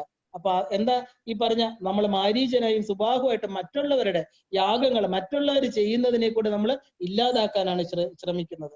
അപ്പൊ ഈ പറഞ്ഞ സിദ്ധാശ്രമത്തിൽ എന്ത് ചെയ്തു? ഇവര് രണ്ടുപേരും കാവൽക്കാരായിട്ട് വന്നപ്പോ ആദ്യം ഇവര് വീണ്ടും വന്നു. അതായത് മാരീചനും സുബാഹുവും രാത്രിയായി യാഗം തുടങ്ങി അതിനെ മുടക്കാനായിട്ട്. നമ്മൾ എപ്പോഴും ഒരു പൂജയ്ക്കിരിക്കുകയോ നമ്മളൊരു സാധനയ്ക്കിരിക്കുകയോ ചെയ്യുമ്പോൾ 10 ഫോൺ കോളുകൾ നമ്മുടെ മനസ്സിനെ അങ്ങോട്ട് കൊണ്ടുപോകും. മാരീചനും സുബാഹു ഇപ്പോഴും നമ്മുടെ വീടുകളിലുണ്ട്. നമ്മൾ എന്തിനെങ്കിലുമൊക്കെ ചെയ്യാനിരിക്കുമ്പോൾ ഉടനെ മനസ്സ് ഒരു ഇതിപ്പോ വേണ്ട, അടുത്ത നിമിഷം മതി എന്ന് പറഞ്ഞ് നമ്മൾ അതിനെ മാറ്റി വെക്കുക. പോസ്റ്റ്പോൺ ചെയ്താൽ പിന്നെ കിട്ടും എന്നുള്ളതിന് യാതൊരു ഉറപ്പുമില്ല. ഇപ്പൊ ചെയ്താലുണ്ടോ, നാളത്തേക്കുണ്ടോ, ഇല്ല, അറിയില്ല. ബിക്കോസ് നമ്മുടെ ജീവിതം ഇന്ന് ഈ നിലയില് ഇപ്പൊ ഈ കലിയുഗത്തിൽ ഇപ്പൊ ഈ കൊറോണ സമയത്ത് അൺസർട്ടൻ എന്ന് പറഞ്ഞാൽ നാളത്തെ കാര്യം പോലും നമുക്ക് നിശ്ചയിക്കാൻ പറ്റില്ല. അത്രയ്ക്ക് ആ ഒരു ജീവിതം ഒരു എന്താ പറയാ ഒരു ക്വസ്റ്റ്യൻ മാർക്കായിട്ട് നിൽക്കുകയാണ്. അപ്പൊ നമ്മൾ ജീവിക്കുമ്പോൾ ഈ ഒരു ദിവസം നല്ലത് കേട്ട്, നല്ലത് പറഞ്ഞു, നല്ലത് ചിന്തിച്ചു, ആ 2 മണിക്കൂർ 20 കൊല്ലങ്ങളായിട്ട് 20 ജന്മത്തിലെ അനുഗ്രഹ വർഷമായിട്ട് അവിടുന്ന് കിട്ടുമെങ്കിൽ നമ്മൾ എന്തിനതിന് മടിക്കണം? അതാണ് നമ്മളിപ്പോ ചെയ്തുകൊണ്ടിരിക്കുന്നത്. അപ്പൊ അതുപോലെ ഈ രാമൻ വന്ന് നിന്നിട്ട് പോലും ഈ പറഞ്ഞ സുബാഹുവിനും ഈ പറഞ്ഞ ആ മാരീചനും ഒരു മടിയില്ല. അവര് വീണ്ടും വരികയാണ് യാഗത്തെ നശിപ്പിക്കാനായിട്ട്. അപ്പൊ എന്ത് ചെയ്തു? സുബാഹുവിനെ രാമൻ എന്ത് ചെയ്തു? ഒറ്റ അമ്പ് ചെയ്തിട്ട് അദ്ദേഹത്തെ വധിച്ചു. ഈ മാരീചൻ എന്താ കള്ളമാണ്, പല വേഷമിട്ട് വരും. മാരീചന് പൊന്മാനായിട്ട് വരാം, നമ്മളെ ഭ്രമിപ്പിക്കാം പല രൂപത്തില്. നമ്മൾ കാണുന്ന സിനിമകളായിട്ട് വരാം, സീരിയലായിട്ട് വരാം, ഭക്ഷണമായിട്ട് വരാം, വേഷങ്ങളായിട്ട് വരാം, ഈ പറഞ്ഞ നമ്മളെ താഴോട്ട് കൊണ്ടുവരുന്ന സുഹൃത്തുക്കളായിട്ട് വരാം. നമ്മുടെ ഈ എവരുമായിട്ടുള്ള സംഘമെല്ലാം മാരീചന്റെ വിളയാട്ടമാണ്. പല വേഷങ്ങൾ എടുക്കും. ഈ മാരീചൻ എന്ത് ചെയ്തു? ഇദ്ദേഹം അമ്പെടുക്കുന്ന സമയത്ത് സ്തംഭനാവസ്ഥയില് മറഞ്ഞു പോയി കളഞ്ഞു. അദ്ദേഹം ഒരുപാട് വേഷപ്രച്ഛന്നരായിട്ട് വരാനും കുറെ മായ തന്ത്രങ്ങളും ഒക്കെ കാട്ടാളന്മാർക്ക് ഈ പറഞ്ഞ രാക്ഷസന്മാർക്ക് അറിയാം. അവരെന്ത് ചെയ്തു? അവര് ഈ മാരീചൻ മാത്രം എന്നാ ഇനിയും വരാം, മാരീചന്റെ റോൾ ഇനി കിടക്കുക, സീതയെ കൊണ്ടുപോകണ്ടേ. ഇദ്ദേഹം എന്ത് ചെയ്തു? മറഞ്ഞുപോയി. അപ്പൊ എന്താ അദ്ദേഹം പറഞ്ഞു, സാരയില്ല രാമ, വിഷമിക്കണ്ട, മാരീചൻ പോയില്ലേ, ഇനി നമുക്ക് ഈ സുബാഹുവിനെ കൊന്നല്ലോ, ഇനി സിദ്ധാശ്രമത്തില് എല്ലാം പഴയ പോലെ നടക്കും, നമുക്ക് ഒരു കാര്യം ചെയ്യാം, ഇനി നമുക്ക് ഇവിടുന്ന് യാത്രയാവാം, ഞാൻ എന്തിനാണോ നിന്നെ ഇവിടെ കൊണ്ടുവന്നത് ആ കാര്യങ്ങൾ നിങ്ങൾ വളരെ ഭംഗിയായിട്ട് കിട്ടി. ഇപ്പൊ രാമൻ പറയണം, അല്ലയോ ഗുരു, ആ വിശ്വാമിത്ര, അങ്ങെനിക്ക് ഞാൻ എന്തിനു വേണ്ടി വന്നു, അതിനേക്കാളും 1000 മടങ്ങ് എന്റെ മനസ്സിന് കരുത്ത് തന്നു, അനേകായിരം മന്ത്രങ്ങൾ അങ്ങ് എനിക്ക് തന്നു. അങ്ങാണ് യഥാർത്ഥ ഗുരു. കാരണം എന്നെ തേടി വന്ന് എന്നെ വിളിച്ചുകൊണ്ട് വന്നത് ഭൗതിക കർമ്മത്തിനല്ല, അങ്ങയുടെ സിദ്ധാശ്രമത്തില് ആ ഒരു സിദ്ധ സാധനയ്ക്ക് ഇവിടെ ഇരിക്കുന്നവർക്ക് ഒരു പ്രൊട്ടക്ഷന് വേണ്ടിയിട്ടാണ് വന്നത്. ഇതാണ് യഥാർത്ഥ ഗുരു. അത് അങ്ങയുടെ കാലിൽ ഞാൻ നമസ്കരിക്കണമെന്ന് പറഞ്ഞ് സാഷ്ടാംഗം ദീർഘദണ്ഡ പ്രണാമം ചെയ്യണ രാമലക്ഷ്മണന്മാർ ആരാണ്? ഈ പറഞ്ഞ വിശ്വാമിത്രനാരാണ്? ചിന്തിച്ചു നോക്കൂ. ഒരു ഈശ്വരീയ അവതാരം ഒരു ഗുരുവിന്റെ മുമ്പിൽ നമസ്കരിക്കണോ? കാര്യം എന്താ? ഇനിയും ഈ തന്റെ പ്രയാണത്തില് ഗുരുവിന്റെ അനുഗ്രഹം വേണം. ഇത് ഇവിടെ വെച്ച് തീരുന്നില്ല. രാമൻ അറിയാം ജീവിതാവസാനം വരെ, ഈ ലാസ്റ്റില് നമ്മുടെ ശരീരം വിട്ടുപോകുന്നിടം വരെ ഗുരുവിന്റെ അനുഗ്രഹം വേണം. ഇല്ലാതെ നമുക്ക് മുമ്പോട്ട് പോകാൻ പറ്റില്ല. അപ്പൊ ഈ വിശ്വാമിത്രൻ എന്താ വിചാരിക്കുന്നത്? ഈ കുട്ടികളെ ഞാനൊരു കാര്യം കാണാൻ വിളിച്ചോണ്ട് വന്നു, എന്തിനാ? എന്റെ യാഗത്തിന് രക്ഷയ്ക്ക്. പക്ഷെ പറ്റില്ല, എനിക്കിനി അദ്ദേഹത്തെ അങ്ങനെ അങ്ങ് വിട്ടുകളയാൻ പറ്റില്ല. ഈ കൊട്ടാരത്തില് അദ്ദേഹം സെൽഫിഷ് അല്ല. നമ്മളാണെങ്കിൽ എന്താ, ഒരാളെ ചെന്ന് തേനും പാലും ഒക്കെ പറഞ്ഞ് വിളിച്ചോണ്ട് വരും, ഇല്ലേ? നമ്മുടെ വീട്ടിൽ അവർ വന്നാൽ ചിലപ്പോൾ നമുക്ക് വലിയ കേമെന്ന് ആളുകൾ തോന്നും, ഇല്ലെങ്കിൽ നമുക്ക് കാര്യം കാണാനുണ്ടായിരിക്കും. അവർ വന്നു കഴിഞ്ഞ് നമ്മൾ ചിലപ്പോൾ വലിയ ബെൻസ് കാറിലൊക്കെ ആയിരിക്കും കൊണ്ടുപോകുന്നത്. അത് കഴിഞ്ഞ് തിരിച്ചു ഇവിടെ വന്നു നമ്മുടെ കാര്യങ്ങളെല്ലാം ഭംഗിയായിട്ട് കഴിഞ്ഞു. അതുകൊണ്ട് അദ്ദേഹത്തിന്റെ അടുത്ത് ആദ്യം കുറച്ച് സമയം അദ്ദേഹത്തെ തിരിച്ചുകൊണ്ട് വിടാൻ പോലും നമ്മൾ മറന്നു പോകും. ഇല്ലെങ്കിൽ ചെന്താ ബെൻസിൽ വന്ന ആള് തിരിച്ച് ഓട്ടോറിക്ഷയിലോ നടന്നോ ഒക്കെ പോകും, ബസ്സിൽ. അതുപോലെയാണ് നമ്മൾ കാര്യം കണ്ടു കഴിഞ്ഞാൽ പിന്നെ പാലം കടക്കുവോളം നാരായണ. ഈ മനുഷ്യ സ്വഭാവമേ അതാണ്. കാര്യം കണ്ടു കഴിഞ്ഞാൽ പിന്നെ അവരെ പരിചയമില്ല. അങ്ങനെയല്ല, നമുക്കൊരു ചെറിയ കർമ്മങ്ങൾക്ക് നമ്മൾക്കൊരു സഹായിച്ചവരെ അവരെ ഒരിക്കലും നമ്മൾ മറക്കാൻ പാടില്ല. അതാണ് വിശ്വാമിത്രൻ കാണിക്കുന്ന. അദ്ദേഹം പറയാണ്, കുഞ്ഞെ, ഞാനിപ്പോ എന്റെ കാര്യങ്ങൾ കഴിഞ്ഞു, ഞാൻ നിന്നെ തിരിച്ച് ദശരഥന്റെ അടുത്തല്ല കൊണ്ടുപോകാൻ പോകുന്നത്. ഇനി നിന്റെ ജീവിത നിയോഗങ്ങൾക്ക് നിനക്ക് കൂട്ടായിട്ട് ഞാൻ കൂടെ വരികയാണ്. ആലോചിച്ച് നോക്കൂ ഗുരുവിന്റെ അനുഗ്രഹം. അദ്ദേഹം പറയണു, ഞാൻ നിന്റെ കൂടെ വരാം. ഇനി നിനക്ക് മിഥില പ്രസ്ഥാനമാണ് നിന്റെ അടുത്തത്. അതായത് മൈഥിലി ജനിച്ച നാട് മിഥില, അവിടേക്ക് പോകേണ്ടതുണ്ട്. രാമൻ അറിയില്ല ഇങ്ങനെ ഒരു രാജ്യമുണ്ടെന്നും അവിടെ മൈഥിലി എന്ന് പറഞ്ഞ ഒരു ആള് തന്നെ കാത്തിരിക്കുന്നു. പക്ഷെ ആ ഒരു ഹൃദയത്തിന് എന്തോ ഒരു സംയോഗത്തിന്റെ കുറവ് അദ്ദേഹത്തിന് മനസ്സിലായിട്ടുണ്ട്. പക്ഷെ ഇതാണെന്നൊന്നും അറിഞ്ഞൂട. ലക്ഷ്മിയെ പിരിഞ്ഞ വിഷ്ണുവില്ല, ശിവനെ പിരിഞ്ഞ പാർവതിയെ പിരിഞ്ഞ എന്താ പറയാ ശിവനില്ല. അതുപോലെ തന്റെ ആത്മസത്തയെ പിരിഞ്ഞാൽ, തന്റെ ആ ഒരു തലത്തെ പിരിഞ്ഞാൽ യഥാർത്ഥമായിട്ട് ഒരു നിശ്ചല ചൈതന്യമായിട്ടുള്ള പ്യുവർ കോൺഷ്യസ്, നിർവികൽപ്പം നിരാകാരമായിട്ടിരിക്കുന്ന ചൈതന്യത്തിന് ശക്തി കൂടെ ഉണ്ടെങ്കിൽ മാത്രമേ പ്രവർത്തിക്കാൻ പറ്റൂ. അതിനെ പിരിഞ്ഞിരിക്കുമ്പോൾ അവർ ശവമാണ്. അപ്പൊ ഈ ബാഹ്യമായിട്ടാണെങ്കിലും രാമന് സീതയോട് ചേർന്നെങ്കിൽ മാത്രമേ പൂർണ്ണതയുള്ളൂ. അത് രാമനുള്ളിൽ അറിയാം. പക്ഷെ ആര് വേണം? തന്റെ ഗുരു വേണം. തന്റെ ഗുരു കൈപിടിച്ച് അവിടേക്ക് കൊണ്ടുപോകണം. അപ്പൊ അവിടെ മംഗളം മാത്രമേ നടക്കൂ, അവിടെ അമംഗളമായിട്ടുള്ള ഒന്നും നടക്കില്ല. അപ്പൊ അദ്ദേഹം സന്തോഷത്തോടു കൂടി പറയണം, ഇനി നമ്മൾ എവിടേക്കാണ് പോണോന്ന് ചോദിക്കുമ്പോൾ വിശ്വാമിത്രൻ പറയാണ്, മൈഥിലി ജനിച്ച നാടായിട്ടുള്ള മിഥിലാപുരിയിലേക്ക് നമുക്ക് പ്രസ്ഥാനം ചെയ്യാൻ പോവാണ്, നമുക്ക് അങ്ങോട്ട് പോകാം എന്ന് പറയണം. ആരാണ് ഈ മൈഥിലി? ജനകപുത്രിയായിട്ടുള്ള ജാനകി അല്ലെ? വിദേഹം വിദേഹൻ എന്ന് പറഞ്ഞാൽ ദേഹമില്ലാത്തവൻ എന്നർത്ഥം. അതായത് ജനകനെ കുറിച്ച് പറയുകയാണെങ്കിൽ ആധ്യാത്മിക സാധനയിൽ ഏറ്റവും ഉയർന്ന തലം അഷ്ടാവക്ര മുനിയാണ് അദ്ദേഹത്തിന്റെ ഗുരു. അത്രയ്ക്ക് ഉയർന്നത്. അഷ്ടാവക്രൻ നമ്മൾ കണ്ടു, 8 വളവുകളുള്ള ഒരാളാണ് അഷ്ടാവക്രൻ. അദ്ദേഹം അഷ്ടാവക്ര ഗീതയൊക്കെ ഉണ്ട്. ആ ഗുരുവിന്റെ, അതായത് സകല സൗഭാഗ്യത്തിന്റെ ഇടയ്ക്കും എല്ലാത്തിനെയും ത്യജിച്ച് എന്താ ശരീരം, ആ ദേഹമുക്തി നേടിയ ആള്.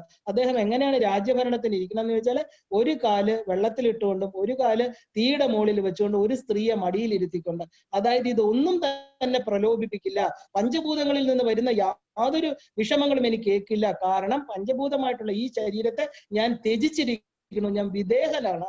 അതാണ് വിദേഹമുക്തി എന്ന് പറയുന്നത്. ശരീരത്തിൽ ഇരുന്നുകൊണ്ട് നമ്മൾ എല്ലാത്തിനെയും ത്യജിക്കുക. അപ്പൊ നമ്മൾ രമണ മഹർഷിയെ നമുക്കറിയാം, വിദേഹൻ മുക്തനായിരുന്നു അദ്ദേഹം. ശ്രീരാമകൃഷ്ണ പരമഹംസര വിദേഹമുക്തനായിരുന്നു. ഈവൻ നമ്മുടെ വിവേകാനന്ദ സ്വാമി ആ ശരീരത്തെ നന്നായിട്ട് ഉപയോഗിച്ചു. ഇവരെല്ലാം വിദേഹമുക്തനാണ്. അപ്പൊ വിദേഹ രാജ്യത്തില് ഈ പറയുന്ന രാമൻ യുദ്ധമില്ലാത്ത സ്ഥലത്ത് നിന്ന്, സംഘർഷങ്ങളില്ലാത്ത മനസ്സിൽ നിന്ന് വന്ന രാമതത്വം എവിടെയാ പോകുന്നത് നോക്കൂ. വിദേഹമുക്തി നേടിയ, തന്റെ ശരീരബോധമില്ലാത്തവർക്ക് മനസ്സുണ്ടോ? ഇല്ല. ആ ശരീരബോധമില്ലാതിരിക്കുന്ന വിദേഹ രാജാവായിട്ടുള്ള ജനകന്റെ പുത്രിയായിട്ടിരിക്കുന്ന ജാനകിയെ പരിണയിക്കാനാണ് പോണത്. അപ്പോ ആ സീതാദേവി ആരാണ്? ഇതിന് കൂടുതൽ യോഗ്യതയുള്ള ഒരു സ്ത്രീയെ എവിടെ കിട്ടും രാമന്? അപ്പൊ കറക്റ്റ് ആയിട്ട് ആ ഒരു സ്ഥലത്തേക്ക് ആര് കൊണ്ടുപോകുന്നു? വിശ്വാമിത്രൻ. അപ്പൊ ആരാണ് സീത എന്ന് ചോദിച്ചാല് ജനകന്റെ ഭാര്യയിൽ ഉണ്ടായിട്ടുള്ള പുത്രി അല്ല. അതായത് ദേവി, ഈ പറഞ്ഞ സീത എന്ന് പറയുന്നത് ആ ഒരു ഉഴവുചാലിൽ നിന്ന് കിട്ടി. അതായത് പൂർണ്ണമായിട്ടുള്ള ഒരു തത്വമാണ് സീത എന്ന് പറയുന്നത്. സീതയ്ക്ക് അയോനിജയാണ്, യോനി കൂടെ ജലിക്കേണ്ട ആവശ്യമില്ല, സ്ത്രീ രൂപം എടുത്തന്നേ ഉള്ളൂ. അതിനൊക്കെ ഒരുപാട് ഈ പറഞ്ഞ കമ്പരാമായണത്തില് വേറെ രാമായണത്തിന്റെ 3-4 തലങ്ങളുണ്ട്. അതിൽ ശരിക്കും പറഞ്ഞ സീത എന്ന് പറയുന്നത് ഭൂമി പുത്രിയാണ്. ഭൂമി എന്ന് പറയുമ്പോൾ നമ്മൾ കാണുന്ന ഈ ഗ്രോസ് ആയിട്ടുള്ള മണ്ണും ഇതും അല്ല.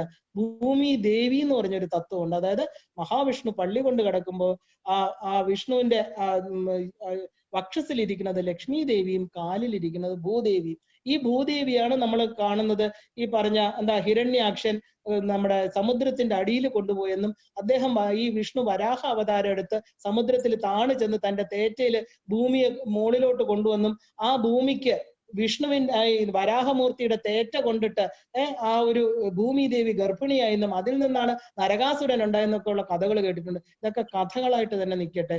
പക്ഷെ ഭൂമി ദേവിയുടെ പുത്രി എന്ന് പറഞ്ഞാൽ സാക്ഷാൽ അത് അയോനിജയായിട്ടുള്ള ഭഗവതിയുടെ അവതാരം എന്നർത്ഥം. ഭൂമി ദേവിക്ക് പുത്രി ഉണ്ടാവും. ഭൂമി എന്ന് പറയുമ്പോൾ നമ്മൾ കാണുന്ന ഈ പറഞ്ഞ സൃഷ്ട പ്രപഞ്ചത്തിലെ ഭൂമി അല്ല.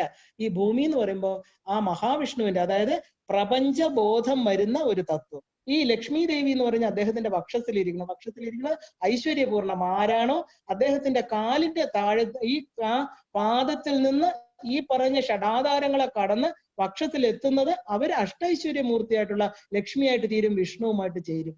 അത് വിഷ്ണു ആ ഒരു അത് എപ്പോഴും ഹൃദയത്തിൽ വെച്ചിരിക്കണം അദ്ദേഹം ലക്ഷ്മിയെ. കാരണം നമ്മൾ ഈ പറഞ്ഞ സൃഷ്ട പ്രപഞ്ച ബോധം നഷ്ടപ്പെടുമ്പോൾ, ഈ ബോധം ഇല്ലാതാവുമ്പോൾ, ഈ പ്രപഞ്ചം ശരീരം എന്നുള്ള ബോധത്തെ വിട്ട് ആ അലൗകികമായിട്ടുള്ള ലൗകിക തലത്തിൽ നിന്ന് അലൗകിക തലത്തിൽ എത്തുമ്പോൾ നമ്മൾ ലക്ഷ്മിയായിട്ട് തീരും. നമ്മൾ ഓരോരുത്തരും ഇന്ന് ഭൂമിപുത്രിയായിട്ടുള്ള സീതയാണ്.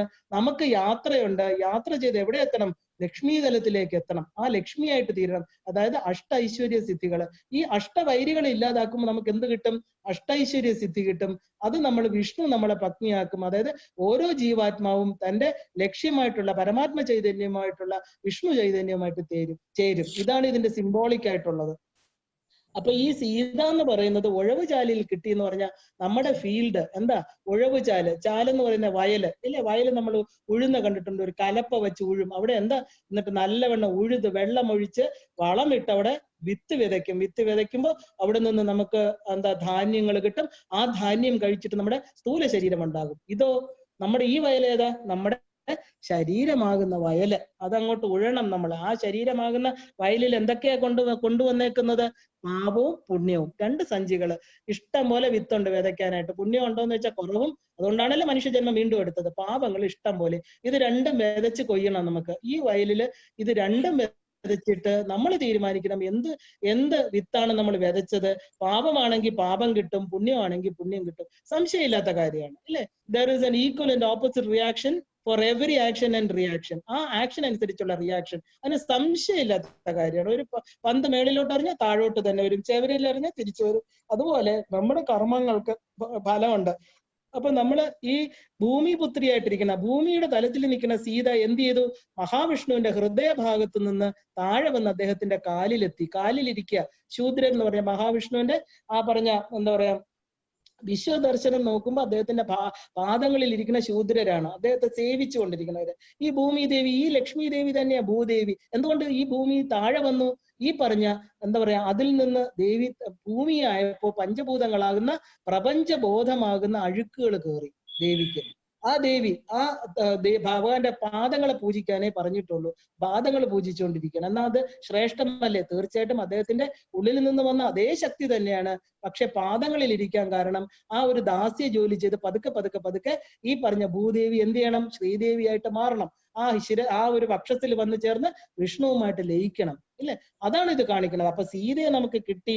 ഉഴവുചാലിൽ എന്ന് പറഞ്ഞാൽ നമ്മൾ വിചാരിക്കും ഒരു ജീവനുള്ള കുഞ്ഞിനെ എങ്ങനെ വയലിൽ കൊണ്ട്, നമ്മളെല്ലാം ഉഴവുചാലം എന്ന് പറഞ്ഞാൽ ഉടനെ ചെളി വെള്ളം അവിടുന്ന് ട്രാക്ടർ വെച്ച് ഉഴുത് അവിടുന്ന് ഒരു കുഞ്ഞിനെ പെട്ടിയിൽ പൊക്കിയെടുത്ത് നമ്മൾ സിനിമ കണ്ട് നമ്മുടെ മനസ്സ് ആ തലത്തിലായി. അതൊന്നും അല്ല.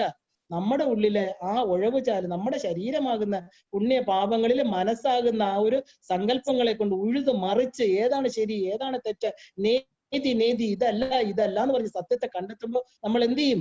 ആ ഒരു തലത്തിൽ നിന്ന്, നമ്മൾ ഭൂമി തത്വത്തിൽ നിന്ന് പതുക്കെ പതുക്കെ പതുക്കെ ഈ പറഞ്ഞ ഷഡാധാരങ്ങളെ ഭേദിച്ച് നമ്മുടെ മനസ്സ് നമ്മുടെ ആത്മതത്വത്തിൽ എത്തിച്ചേരും. ഹൃദയ ഗുഹയിലെത്തും, ഹൃദയത്തിൽ നിന്ന് ആജ്ഞയിലെത്തും, ആജ്ഞയിൽ നിന്ന് ആ സഹസ്രാരത്തിലെത്തി പൂർണ്ണ കൈവല്യ പദവി നേടി സദാ വിഷ്ണുവുമായിട്ട് സദാശിവനുമായിട്ട് ആ സദാശിവ തൽപ്പത്തിലിരിക്കുന്ന ആ സദാശിവന്റെ കാമേശ്വരന്റെ മടിയിലിരിക്കുന്ന ആ മഹാത്രിപുര സുന്ദരിയായിട്ട് ആ പാദപത്മങ്ങളിൽ നമ്മൾ ലയിക്കും. പക്ഷെ അത് നിസ്സാര കാര്യമല്ല.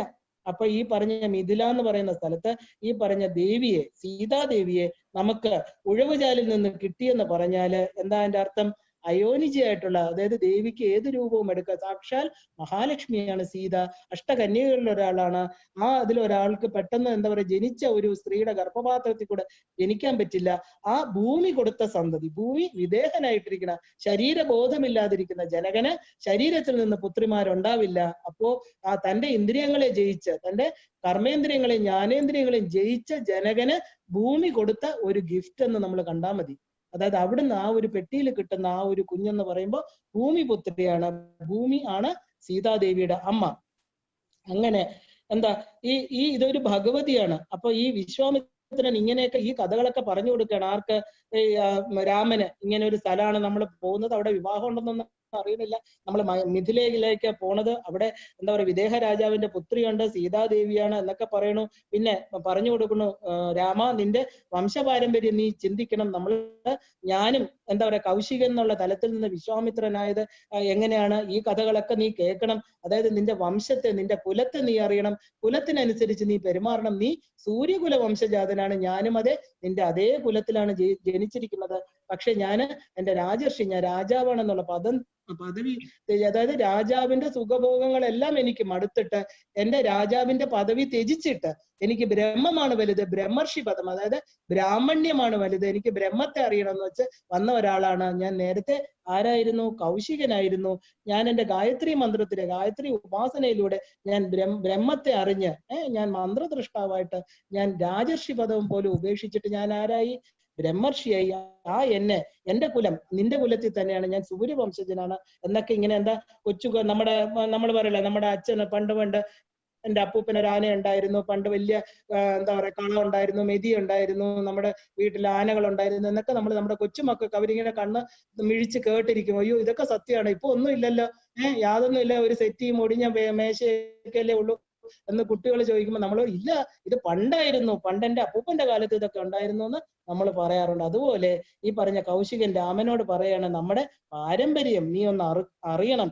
എന്നാൽ മാത്രം അപ്പൊ ഈ പാരമ്പര്യം കേൾക്കുമ്പോ എന്താ, പാരമ്പര്യത്തിലൊക്കെ അങ്ങ് വിജൃംഭിതനായി നമുക്കൊരു വലിയ ഇതൊക്കെ എന്റെ അച്ഛനപ്പൂപ്പൻ ജീവിച്ചിരുന്നില്ലെങ്കിൽ പോലും നമുക്കൊരു അഭിമാനം ഇല്ലേ, അത് നമുക്ക് തോന്നും. അതിനുവേണ്ടി രാമന്റെ അടുത്ത് പറയണം. രാമൻ ഇതിന്റെ ഒന്നും ആവശ്യമില്ലാത്ത ആളാണ്.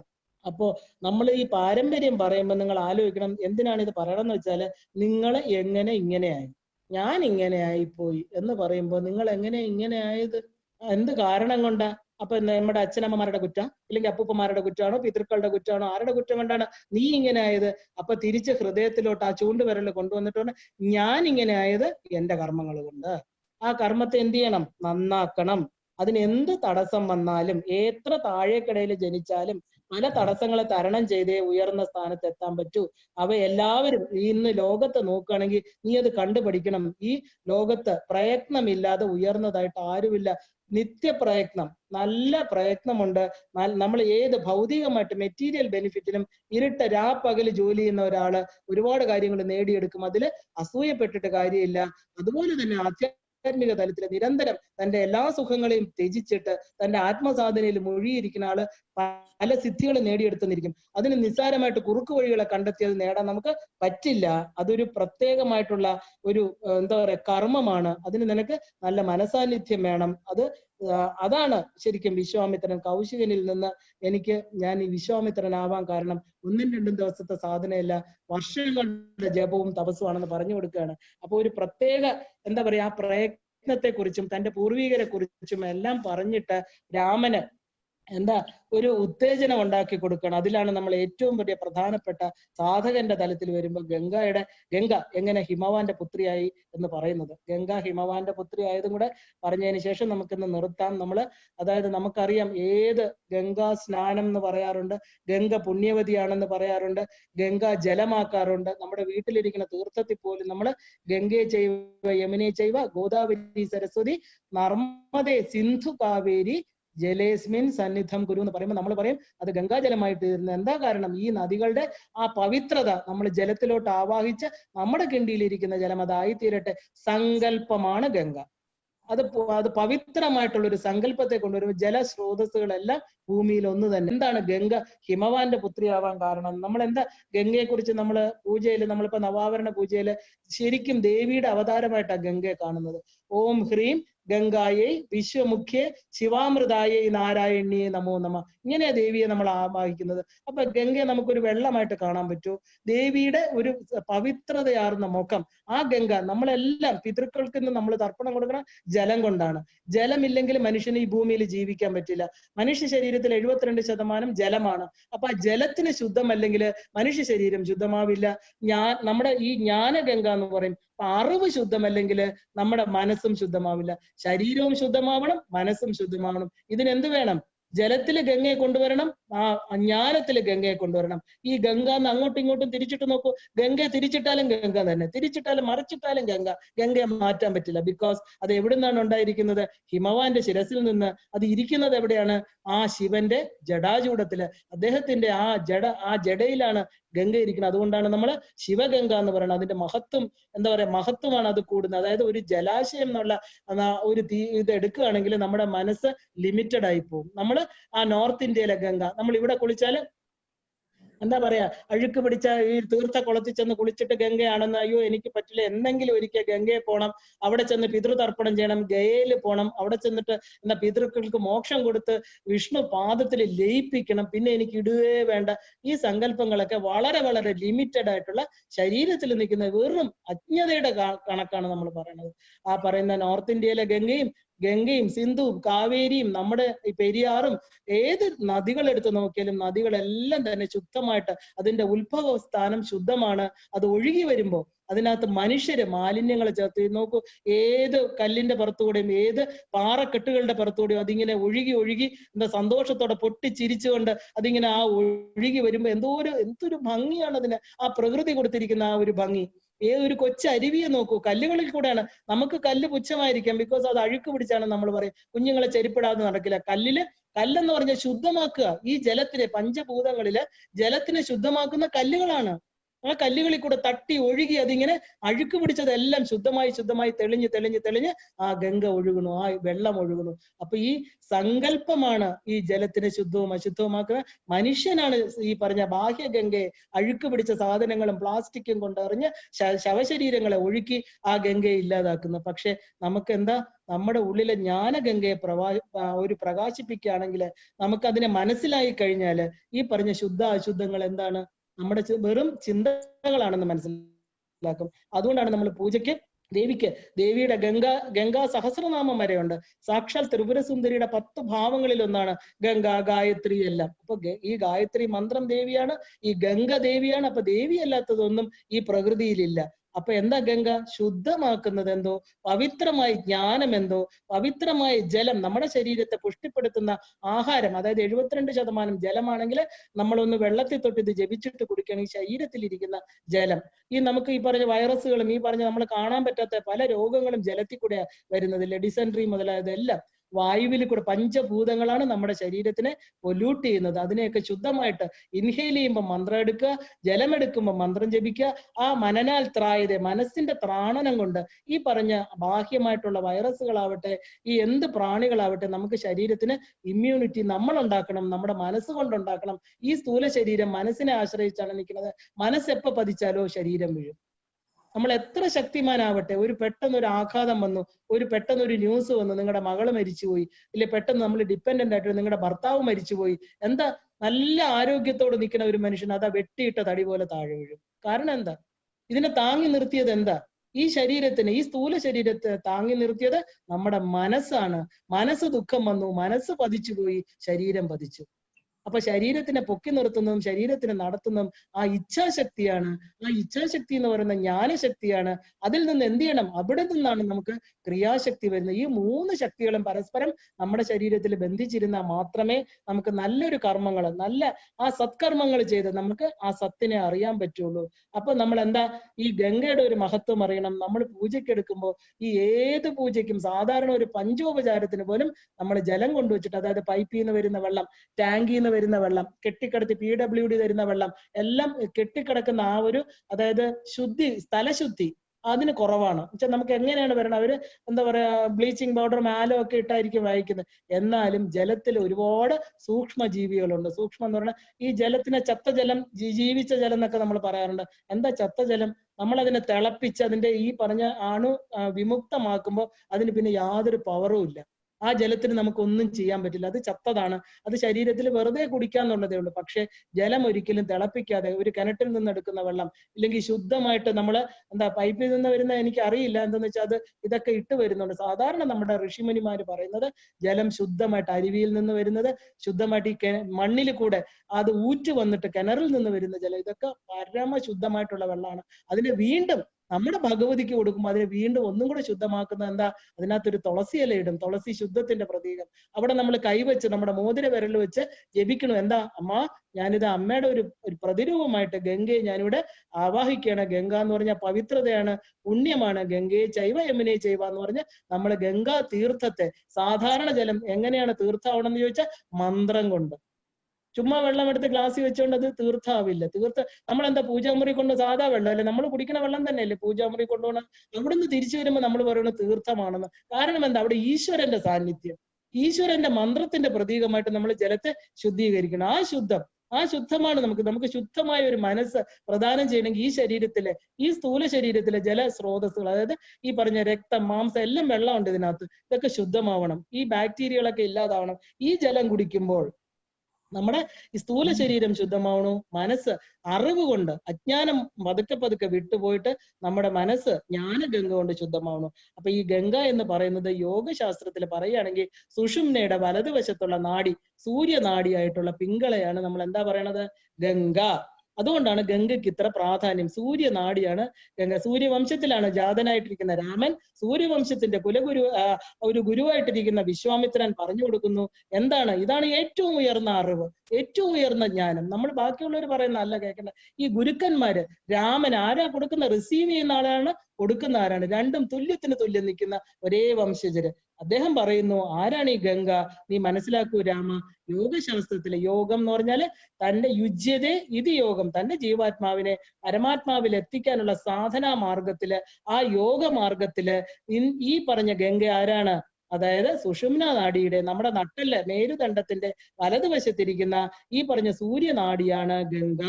ഗംഗയ്ക്ക് വളരെ പ്രാധാന്യമുണ്ട്. ഗംഗാ തീരത്തിരുന്നാണ് പരീക്ഷിത്ത് ശുഗബ്രഹ്മർഷിയുടെ നിർദ്ദേശമനുസരിച്ച്, അതായത് ഭാഗവതം കേട്ടിട്ട് 7 ദിവസം കൊണ്ട് ജീവൻ മുക്തനായത്. എന്താ ജീവൻ മുക്തനാവാൻ കാരണം? അദ്ദേഹത്തിന് ഒരു ശാപം കിട്ടി. അദ്ദേഹം 7 ദിവസത്തിനും തക്ഷകൻ കടിച്ച് മരിക്കും. ഋഷിയുടെ കഴുത്തില് ചത്ത പാമ്പിനെ എടുത്തിട്ടു. അദ്ദേഹത്തിന്റെ മക്കളെ ശപിച്ചു, നീ 7 ദിവസം കൊണ്ട്, നീ രാജാവായാലെന്താ, പിച്ചക്കാരനായിരുന്ന, പക്ഷെ 7 ദിവസം കാലം എല്ലാം എന്താ, 7 ദിവസം. നമുക്ക് സൺഡേ ടു സൺഡേ 8 ദിവസം, അതായത് 7 ദിവസം. ഈ 7 ദിവസത്തിലും തക്ഷകൻ ഏത് ദിവസം വേണമെങ്കിലും നമ്മളെ വന്ന് കടിക്കാം, ഇല്ലേ? അപ്പൊ പരീക്ഷണമാണ് നമ്മുടെ ജീവിതം. നമ്മൾ ഓരോരുത്തരും പരീക്ഷിത്തുകളാണ്. അപ്പൊ എന്ത് ചെയ്യണം? ഇതിൽ ഏതെങ്കിലും ഒരു ദിവസം ശുഗബ്രഹ്മർഷിയുടെ, ശുഗൻ എന്ന് പറഞ്ഞാൽ തത്തയുടെ രൂപത്തിൽ വന്ന വ്യാസപുത്രനാണ് ശുഗൻ. അദ്ദേഹത്തിന് എന്താ പറയാ, കാണാൻ പറ്റില്ല, അദ്ദേഹം അദൃശ്യനാണ്. ഒരു തത്തയുടെ രൂപത്തിൽ മാത്രമേ കാണാൻ പറ്റൂ. അദ്ദേഹം വന്നിരുന്ന് ആ ശുഗബ്രഹ്മർഷി വന്നിട്ട് പരീക്ഷത്തിന് എന്ത് കൊടുത്തു? ഈ ഗംഗയുടെ തീരത്തിലിരുന്ന് ഏറ്റവും മുക്തിക്ക് യോജിച്ച രീതിയിലുള്ള ഭാഗവതം പറഞ്ഞു കൊടുത്തു. ഭഗവാന്റെ ആ ഒരു ഭഗവാനുമായിട്ട് എങ്ങനെ യോഗം ചേരണം. ഭാഗവതം എന്ന് പറഞ്ഞാൽ ഭഗവാൻ തന്നെയാണ് ഭാഗവതം. ആ ഭാഗവതത്തെ പറഞ്ഞു കൊടുത്തിട്ട് 7ാമത്തെ ദിവസം എന്താണ് അദ്ദേഹത്തെ ഉണ്ടായത്? ഭാഗവതമാകുന്ന ആത്മതത്വത്തെ ഉൾക്കൊണ്ട് അദ്ദേഹത്തിന് ഞാൻ ആരെന്നുള്ള ബോധമുണ്ടായി. അപ്പോഴാണ് അദ്ദേഹം ജീവൻ മുക്തനായിട്ട് തീർന്നത്. അതായത് ശരീരത്തെ ത്യജിക്കുവാൻ കഴിഞ്ഞു വളരെ സന്തോഷത്തോടുകൂടി.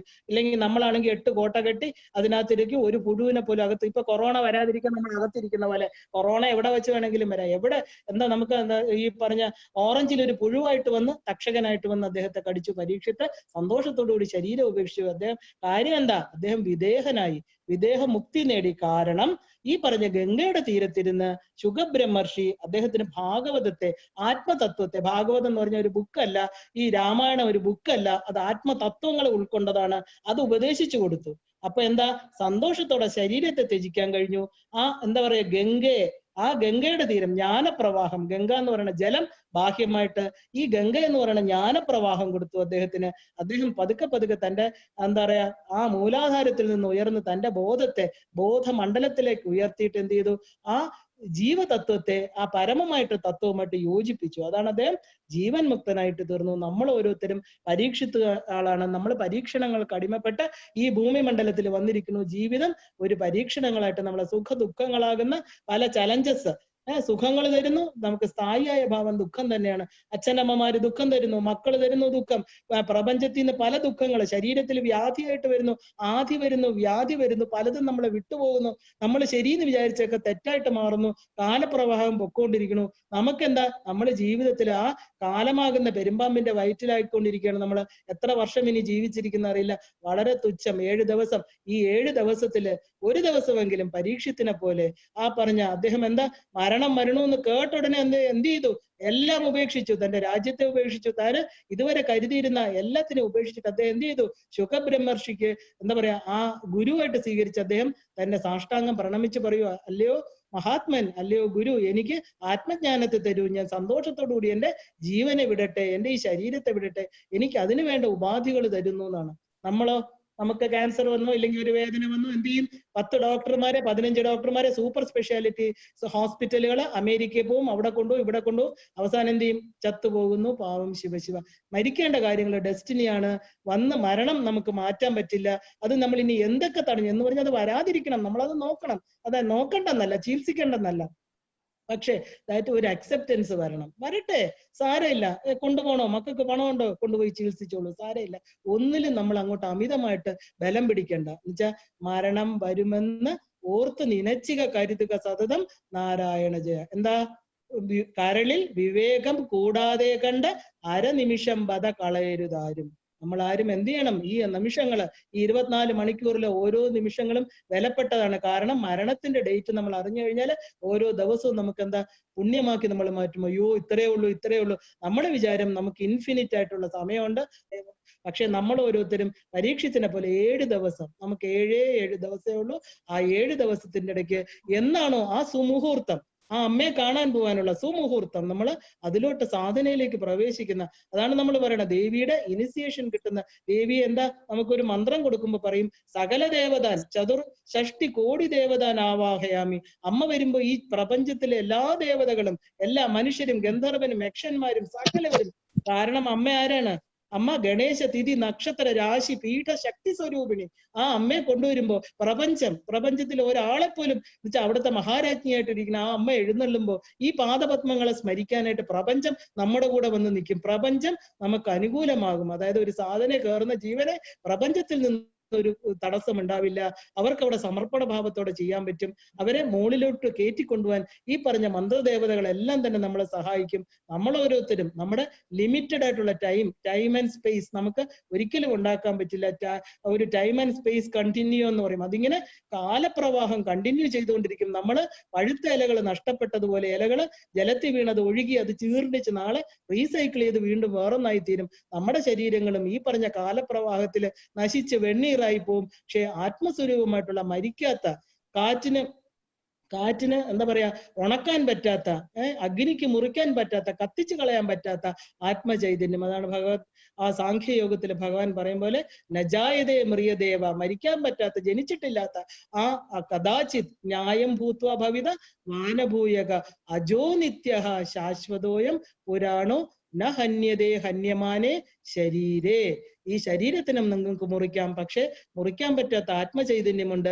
അത് വീണ്ടും ദേഹിയായിട്ട് പല ദേഹങ്ങളിൽ കൂടും. നല്ല ദേഹങ്ങൾ എടുക്കട്ടെ, ഉയർന്ന തലങ്ങളിലോട്ട് പോകട്ടെ എന്ന് നമുക്ക് ഓരോരുത്തരും പ്രാർത്ഥിച്ചുകൊണ്ട് ആ മഹാത്രിപുര സുന്ദരിയുടെ പാദപത്മങ്ങളെ സ്മരിച്ചുകൊണ്ട് നമുക്ക് നാളെ രാമന്റെ യാത്ര വീണ്ടും തുടരാം. ഓം ശ്രീ മാത്രേ നമഃ.